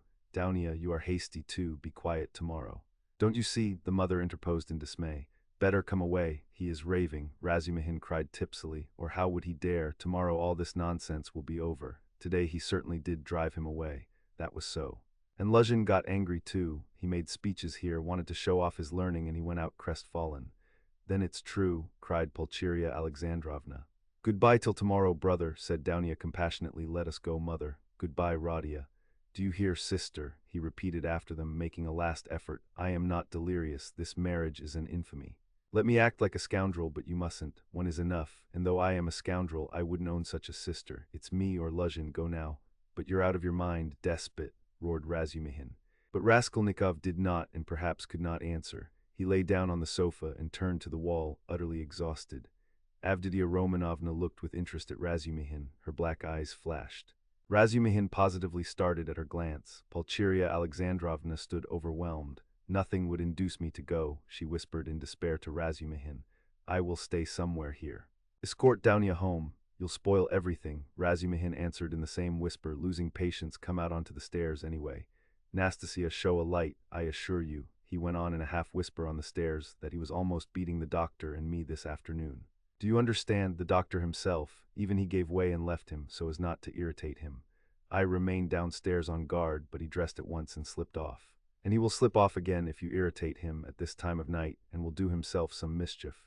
"What are you saying? And Avditia Romanovna can't possibly be left in those lodgings without you. Just think where you're staying. That blackguard Pyotr Petrovitch couldn't find you better lodgings. But you know I've had a little to drink, and that's what makes me swear." "Don't mind it, but I'll go to the landlady here," Pulcheria Alexandrovna insisted. "I'll beseech her to find some corner for Dounia and me for the night. I can't leave him like that, I cannot." This conversation took place on the landing just before the landlady's door. Nastasia lighted them from a step below. Razumihin was in extraordinary excitement. Half an hour earlier, while he was bringing Raskolnikov home, he had indeed talked too freely, but he was aware of it himself, and his head was clear in spite of the vast quantities he had imbibed. Now he was in a state bordering on ecstasy, and all that he had drunk seemed to fly to his head with redoubled effect. He stood with the two ladies, seizing both by their hands, persuading them and giving them reasons with astonishing plainness of speech, and at almost every word he uttered, probably to emphasize his arguments, he squeezed their hands painfully as in a vice. He stared at Avditia Romanovna without the least regard for good manners. They sometimes pulled their hands out of his huge bony paws, but far from noticing what was the matter, he drew them all the closer to him. If they'd told him to jump head foremost from the staircase, he would have done it without thought or hesitation in their service. Though Pulcheria Alexandrovna felt that the young man was really too eccentric and pinched her hand too much, in her anxiety over her Radia she looked on his presence as providential and was unwilling to notice all his peculiarities. But though Avditia Romanovna shared her anxiety and was not of timorous disposition, she could not see the glowing light in his eyes without wonder and almost alarm. It was only the unbounded confidence inspired by Nastasia's account of her brother's queer friend, which prevented her from trying to run away from him and to persuade her mother to do the same. She realized, too, that even running away was perhaps impossible now. 10 minutes later, however, she was considerably reassured.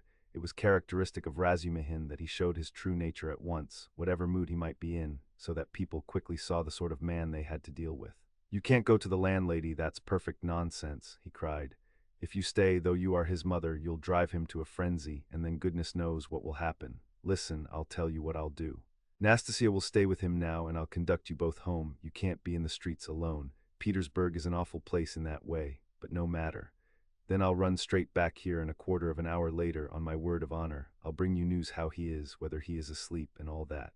Then listen, then I'll run home in a twinkling. I've a lot of friends there. All drunk. I'll fetch Zosimov, that's the doctor who is looking after him. He is there too, but he is not drunk. He is not drunk. He is never drunk. I'll drag him to Radia and then to you, so that you'll get 2 reports in the hour from the doctor. You understand, from the doctor himself. That's a very different thing from my account of him. If there's anything wrong, I swear I'll bring you here myself, but if it's all right, you go to bed. And I'll spend the night here in the passage. He won't hear me, and I'll tell Zosimov to sleep at the landlady's, to be at hand. Which is better for him, you or the doctor, so come home then. But the landlady is out of the question. It's all right for me, but it's out of the question for you. She wouldn't take you, for she's a fool. She'd be jealous on my account of Avditia Romanovna, and of you too, if you want to know. Of Avditia Romanovna, certainly. She's an absolutely unaccountable character. But I am a fool too. No matter, come along. Do you trust me? Come, do you trust me or not? Let us go, mother, said Avditia Romanovna. He will certainly do what he has promised. He has saved Radia already, and if the doctor really will consent to spend the night here, what could be better? You see, You understand me because you are an angel, Razumihin cried in ecstasy. Let us go, Nastasia. Fly upstairs and sit with him with a light. I'll come in a quarter of an hour. Though Pulcheria Alexandrovna was not perfectly convinced, she made no further resistance. Razumihin gave an arm to each and drew them down the stairs. He still made her uneasy, as though he was competent and good-natured. Was he capable of carrying out his promise? He seemed in such a condition. Ah, I see you think I am in such a condition. Razumihin broke in upon her thoughts, guessing them, as he strolled along the pavement with huge steps, so that the 2 ladies could hardly keep up with him, a fact he did not observe, however. Nonsense, that is. I am drunk like a fool, but that's not it. I am not drunk from wine. It's seeing you has turned my head. But don't mind me, don't take any notice. I am talking nonsense. I am not worthy of you. I am utterly unworthy of you. The minute I've taken you home, I'll pour a couple of pailfuls of water over my head in the gutter here, and then I shall be all right. If only you knew how I love you both. Don't laugh and don't be angry. You may be angry with anyone, but not with me. I am his friend, and therefore I am your friend too. I want to be. I had a presentiment. Last year there was a moment. Though it wasn't a presentiment really, for you seem to have fallen from heaven, and I expect I shan't sleep all night. Zosimov was afraid a little time ago that he would go mad. That's why he mustn't be irritated. What do you say? Cried the mother. Did the doctor really say that? Asked Avditia Romanovna, alarmed. Yes, but it's not so, not a bit of it. He gave him some medicine, a powder. I saw it, and then you're coming here.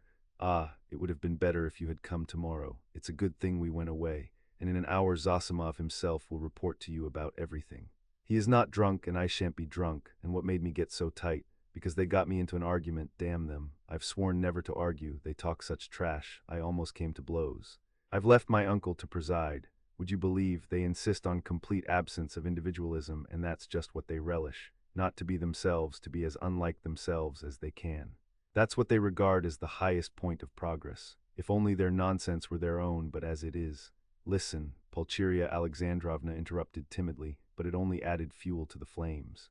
What do you think? Shouted Razumihin louder than ever. You think I am attacking them for talking nonsense? Not a bit. I like them to talk nonsense. That's man's one privilege over all creation. Through error you come to the truth. I am a man because I err. You never reach any truth without making 14 mistakes, and very likely 114.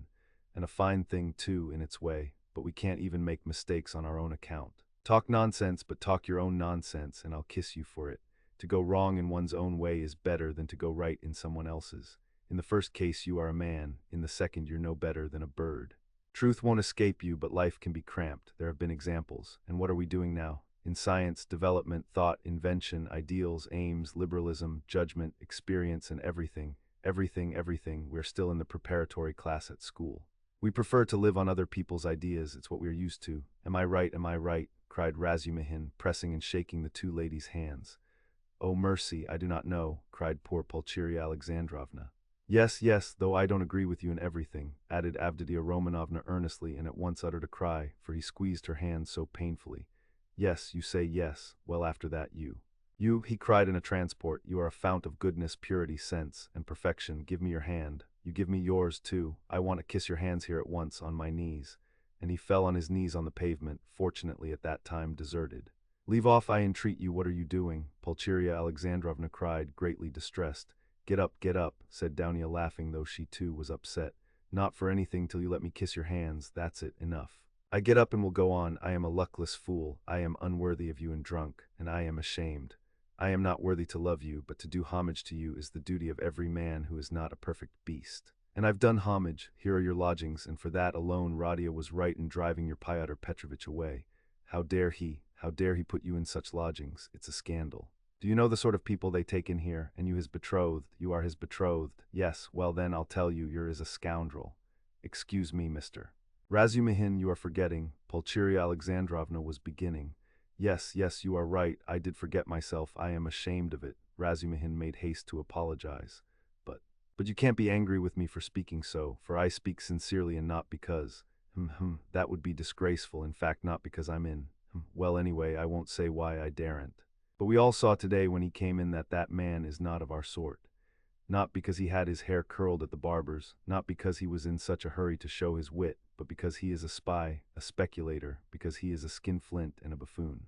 That's evident. Do you think him clever? No, he is a fool. And is he a match for you? Good heavens, do you see, ladies? He stopped suddenly on the way upstairs to their rooms. Though all my friends there are drunk, yet they are all honest, and though we do talk a lot of trash, and I do too, yet we shall talk our way to the truth at last, for we are on the right path, while Pyotr Petrovitch is not on the right path. Though I've been calling them all sorts of names just now, I do respect them all. Though I don't respect Zametov, I like him, for he is a puppy, and that bullock Zosimov, because he is an honest man and knows his work. But enough, it's all said and forgiven. Is it forgiven? Well then, let's go on. I know this corridor, I've been here, there was a scandal here at number 3. Where are you here? Which number? 8. Well, lock yourselves in for the night then. Don't let anybody in. In a quarter of an hour I'll come back with news, and half an hour later I'll bring Zosimov, you'll see. Goodbye, I'll run. Good heavens, Downia, what is going to happen? Said Pulcheria Alexandrovna, addressing her daughter with anxiety and dismay. Don't worry yourself, mother, said Downia, taking off her hat and cape. God has sent this gentleman to our aid, though he has come from a drinking party. We can depend on him, I assure you. And all that he has done for Radia. Ah, Downia, goodness knows whether he will come. How could I bring myself to leave Radia? And how different I had fancied our meeting. How sullen he was, as though not pleased to see us. Tears came into her eyes. No, it's not that, mother. You didn't see, you were crying all the time. He is quite unhinged by serious illness, that's the reason. Ah, that illness. What will happen, and how he talked to you, Downia, said the mother, looking timidly at her daughter, trying to read her thoughts, and already half consoled by Downia's standing up for her brother, which meant that she had already forgiven him. I am sure he will think better of it tomorrow, she added, probing her further, and I am sure that he will say the same tomorrow. About that, Avditia Romanovna said finally.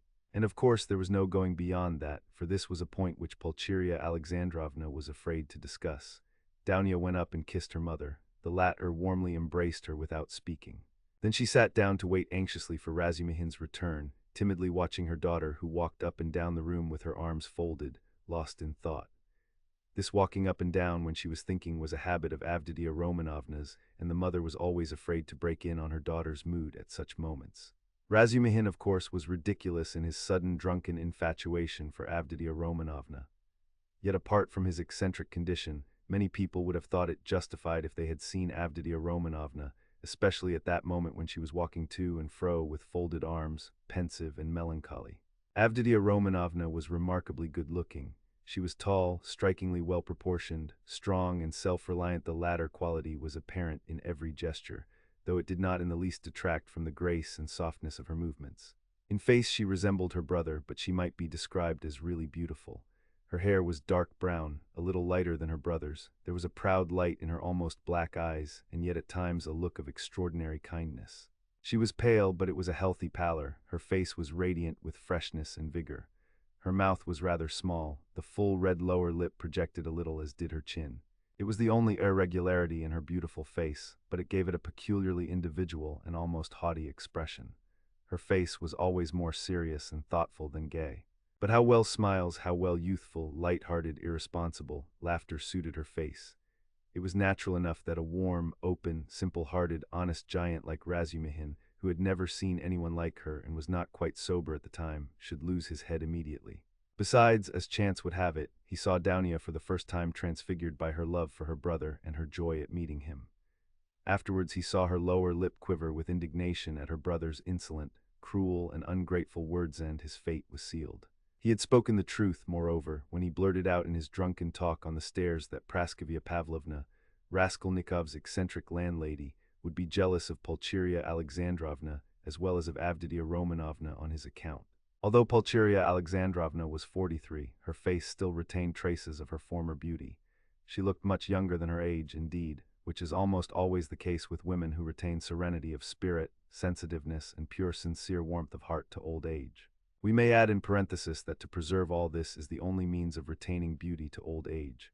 Her hair had begun to grow gray and thin, there had long been little crow's foot wrinkles round her eyes, her cheeks were hollow and sunken from anxiety and grief, and yet it was a handsome face. She was Dounia over again, 20 years older, but without the projecting underlip. Pulcheria Alexandrovna was emotional, but not sentimental, timid and yielding, but only to a certain point. She could give way and accept a great deal even of what was contrary to her convictions, but there was a certain barrier fixed by honesty, principle, and the deepest convictions which nothing would induce her to cross. Exactly 20 minutes after Razumihin's departure, there came 2 subdued but hurried knocks at the door. He had come back. "I won't come in, I haven't time," he hastened to say when the door was opened. "He sleeps like a top, soundly, quietly, and God grant he may sleep 10 hours. Nastasia is with him. I told her not to leave till I came. Now I am fetching Zosimov, he will report to you, and then you'd better turn in. I can see you are too tired to do anything," and he ran off down the corridor. "What a very competent and devoted young man," cried Pulcheria Alexandrovna, exceedingly delighted. "He seems a splendid person," Avditia Romanovna replied with some warmth, resuming her walk up and down the room. It was nearly an hour later when they heard footsteps in the corridor and another knock at the door. Both women waited this time, completely relying on Razumihin's promise. He actually had succeeded in bringing Zosimov.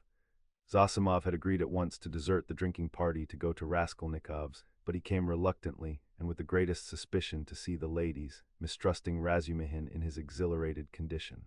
But his vanity was at once reassured and flattered. He saw that they were really expecting him as an oracle. He stayed just 10 minutes and succeeded in completely convincing and comforting Pulcheria Alexandrovna. He spoke with marked sympathy, but with the reserve and extreme seriousness of a young doctor at an important consultation. He did not utter a word on any other subject, and did not display the slightest desire to enter into more personal relations with the 2 ladies.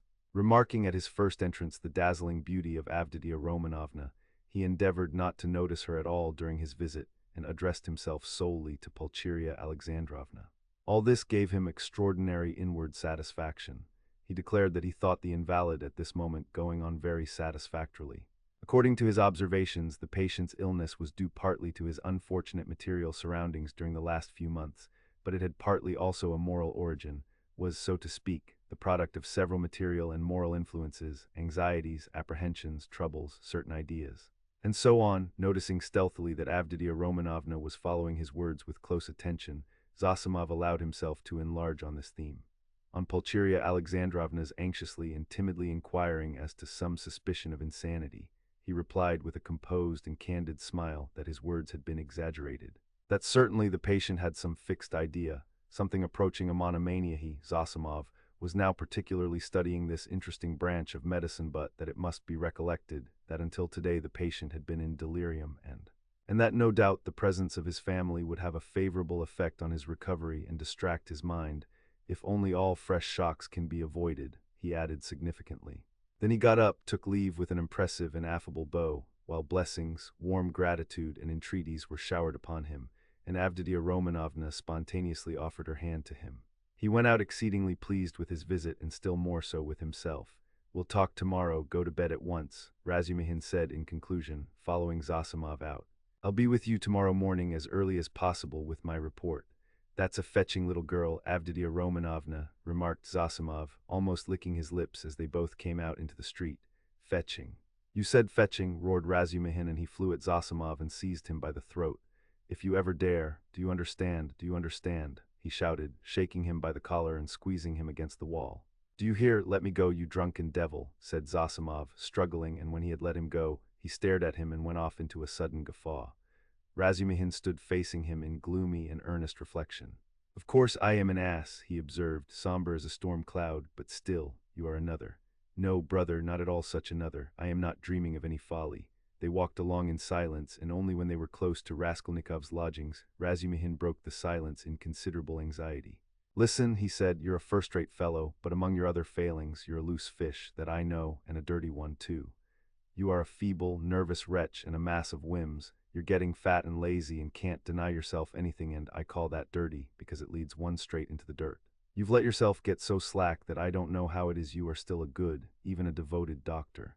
You doctor sleep on a feather bed and get up at night to your patients. In another 3 or 4 years you won't get up for your patients, but hang it all, that's not the point. You're going to spend tonight in the landlady's flat here. Hard work I've had to persuade her, and I'll be in the kitchen. So here's a chance for you to get to know her better. It's not as you think, there's not a trace of anything of the sort, brother. But I don't think, here you have modesty, brother, silence, bashfulness, a savage virtue. And yet she's sighing and melting like wax, simply melting. Save me from her by all that's unholy. She's most prepossessing. I'll repay you, I'll do anything." Zosimov laughed more violently than ever. "Well, you are smitten. But what am I to do with her? It won't be much trouble, I assure you. Talk any rot you like to her, as long as you sit by her and talk. You're a doctor, too. Try curing her of something. I swear you won't regret it. She has a piano, and you know I strum a little. I have a song there, a genuine Russian one. I shed hot tears. She likes the genuine article, and, well, it all began with that song. Now you're a regular performer, a Mater, a Rubinstein. I assure you you won't regret it. But have you made her some promise, something signed, a promise of marriage, perhaps?" Nothing, absolutely nothing of the kind. Besides, she's not that sort at all. Tichebrov tried that. Well then, drop her. But I can't drop her like that. Why can't you? Well, I can't, that's all about it. There's an element of attraction here, brother. Then why have you fascinated her? I haven't fascinated her. Perhaps I was fascinated myself in my folly. But she won't care a straw whether it's you or I, so long as somebody sits beside her sighing. I can't explain the position, brother. Look here, you are good at mathematics and working at it now. Begin teaching her the integral calculus. Upon my soul, I'm not joking, I'm in earnest, it'll be just the same to her. She will gaze at you and sigh for a whole year together. I talked to her once for 2 days at a time about the Prussian House of Lords, for one must talk of something. She just sighed and perspired. And you mustn't talk of love, she's bashful to hysterics, but just let her see you can't tear yourself away, that's enough.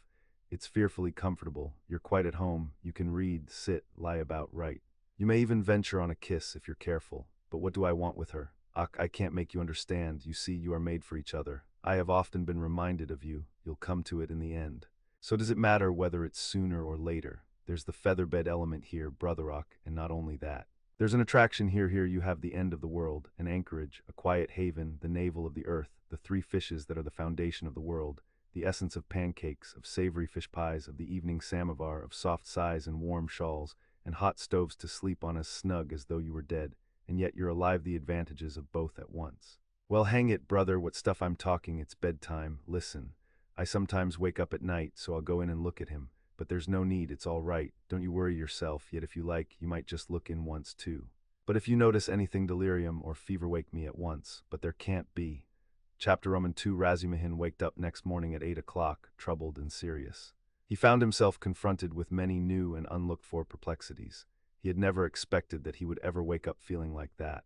He remembered every detail of the previous day, and he knew that a perfectly novel experience had befallen him, that he had received an impression unlike anything he had known before. At the same time, he recognized clearly that the dream which had fired his imagination was hopelessly unattainable, so unattainable that he felt positively ashamed of it. And he hastened to pass to the other more practical cares and difficulties bequeathed him by that thrice accursed yesterday. The most awful recollection of the previous day was the way he had shown himself base and mean. Not only because he had been drunk, but because he had taken advantage of the young girl's position to abuse her fiancé in his stupid jealousy. Knowing nothing of their mutual relations and obligations, and next to nothing of the man himself. And what right had he to criticize him in that hasty and unguarded manner, who had asked for his opinion? Was it thinkable that such a creature as Avditia Romanovna would be marrying an unworthy man for money? So there must be something in him, the lodgings, but after all, how could he know the character of the lodgings? He was furnishing a flat. Phoo, how despicable it all was, and what justification was it that he was drunk?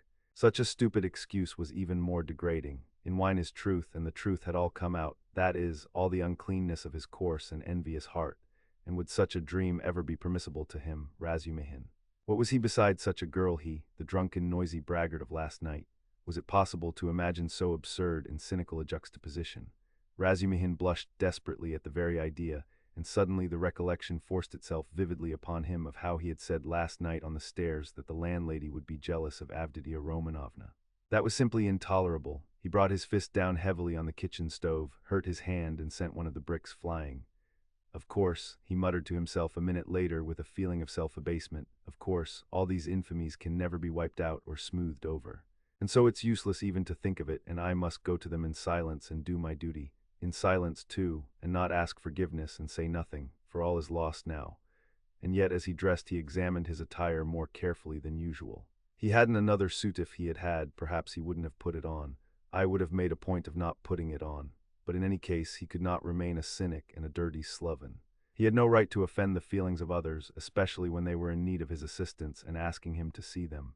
He brushed his clothes carefully. His linen was always decent. In that respect he was especially clean. He washed that morning scrupulously. He got some soap from Nastasia. He washed his hair, his neck, and especially his hands. When it came to the question whether to shave his stubbly chin or not, Praskovia Pavlovna had capital razors that had been left by her late husband. The question was angrily answered in the negative. Let it stay as it is. What if they think that I shaved on purpose to? They certainly would think so, not on any account. And the worst of it was he was so coarse, so dirty, he had the manners of a pothouse, and even admitting that he knew he had some of the essentials of a gentleman, what was there in that to be proud of? Everyone ought to be a gentleman and more than that.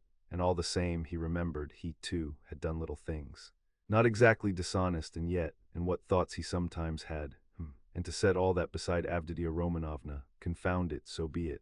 Well, he'd make a point then of being dirty, greasy, pothouse in his manners, and he wouldn't care. He'd be worse. He was engaged in such monologues when Zosimov, who had spent the night in Praskovia Pavlovna's parlor, came in. He was going home and was in a hurry to look at the invalid first. Razumihin informed him that Raskolnikov was sleeping like a dormouse. Zosimov gave orders that they shouldn't wake him and promised to see him again about 11. If he is still at home, he added, damn it all. If one can't control one's patients, how is one to cure them? Do you know whether he will go to them or whether they are coming here?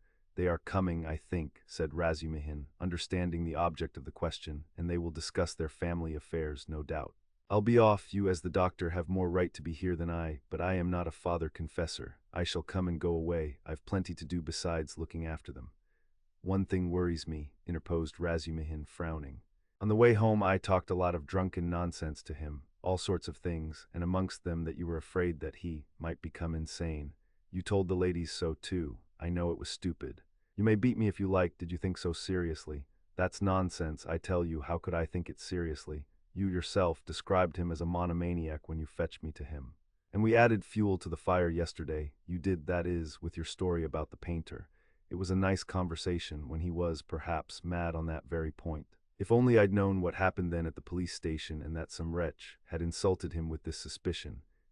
I would not have allowed that conversation yesterday. These monomaniacs will make a mountain out of a molehill, and see their fancies as solid realities. As far as I remember, it was Zamitov's story that cleared up half the mystery to my mind.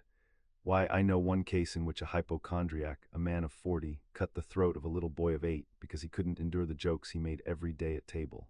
And in this case his rags, the insolent police officer, the fever, and this suspicion, all that working upon a man half frantic with hypochondria and with his morbid exceptional vanity, that may well have been the starting point of illness. Well, bother it all, and by the way, that Zamitov certainly is a nice fellow, but he shouldn't have told all that last night. He is an awful chatterbox, but whom did he tell it to? You and me and Porfiry, what does that matter? And by the way, have you any influence on them, his mother and sister? Tell them to be more careful with him today. They'll get on all right, Razumihin answered reluctantly. Why is he so set against this Luzhin, a man with money, and she doesn't seem to dislike him? And they haven't a farthing, I suppose, eh? But what business is it of yours? Razumihin cried with annoyance. How can I tell whether they've a farthing? Ask them yourself, and perhaps you'll find out. Phoo, what an ass you are sometimes. Last night's wine has not gone off yet. Goodbye, thank your Praskovia Pavlovna from me for my night's lodging. She locked herself in, made no reply to my bonjour through the door. She was up at 7 o'clock. The samovar was taken into her from the kitchen. I was not vouchsafed a personal interview. At 9 o'clock precisely, Razumihin reached the lodgings at Bakaliev's house. Both ladies were waiting for him with nervous impatience. They had risen at 7 o'clock or earlier. He entered looking as black as night, bowed awkwardly, and was at once furious with himself for it. He had reckoned without his host. Pulcheria Alexandrovna fairly rushed at him, seized him by both hands, and was almost kissing them. He glanced timidly at Avditia Romanovna, but her proud countenance wore at that moment an expression of such gratitude and friendliness, such complete and unlooked-for respect, in place of the sneering looks and ill-disguised contempt he had expected, that it threw him into greater confusion than if he had been met with abuse. Fortunately, there was a subject for conversation, and he made haste to snatch at it. Hearing that everything was going well and that Radia had not yet waked, Pulcheria Alexandrovna declared that she was glad to hear it, because she had something which it was very, very necessary to talk over beforehand. Then followed an inquiry about breakfast and an invitation to have it with them. They had waited to have it with him. Avditia Romanovna rang the bell. It was answered by a ragged, dirty waiter, and they asked him to bring tea, which was served at last, but in such a dirty and disorderly way that the ladies were ashamed. Razumihin vigorously attacked the lodgings, but remembering Luzhin, stopped in embarrassment and was greatly relieved by Pulcheria Alexandrovna's questions, which showered in a continual stream upon him. He talked for 3/4 of an hour, being constantly interrupted by their questions, and succeeded in describing to them all the most important facts he knew of the last year of Raskolnikov's life, concluding with a circumstantial account of his illness. He omitted, however, many things which were better omitted, including the scene at the police station with all its consequences. They listened eagerly to his story, and when he thought he had finished and satisfied his listeners, he found that they considered he had hardly begun. Tell me, what do you think? Excuse me, I still don't know your name," Pulcheria Alexandrovna put in hastily. "Dmitri Prokofitch. I should like very, very much to know Dmitri Prokofitch.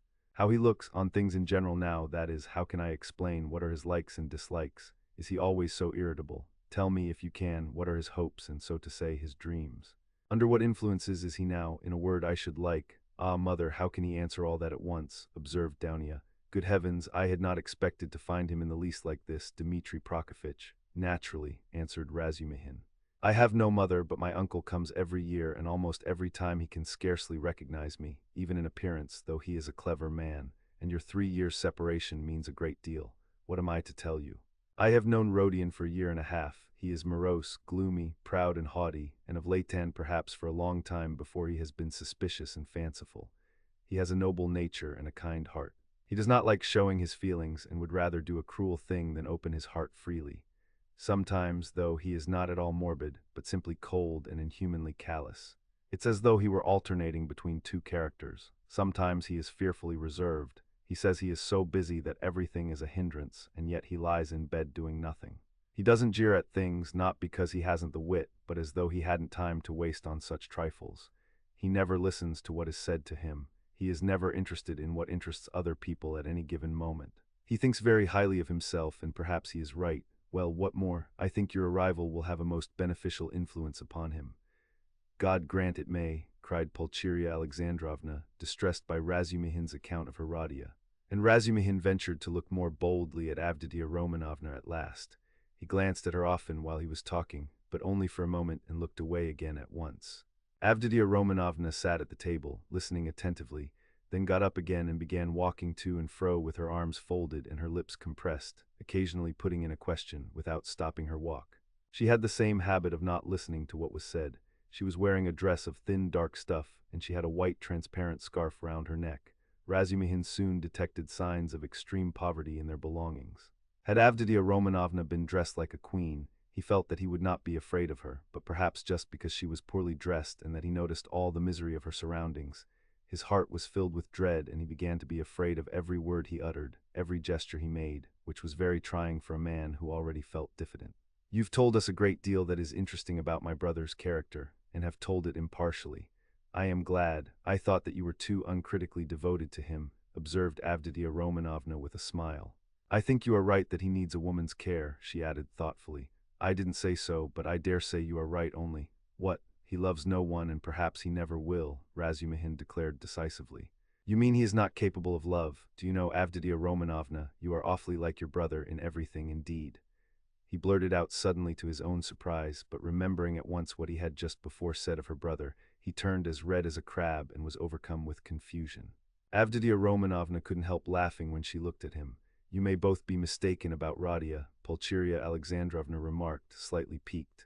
"I am not talking of our present difficulty, Dounia.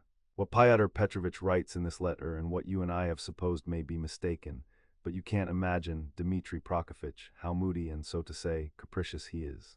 I never could depend on what he would do when he was only 15, and I am sure that he might do something now that nobody else would think of doing.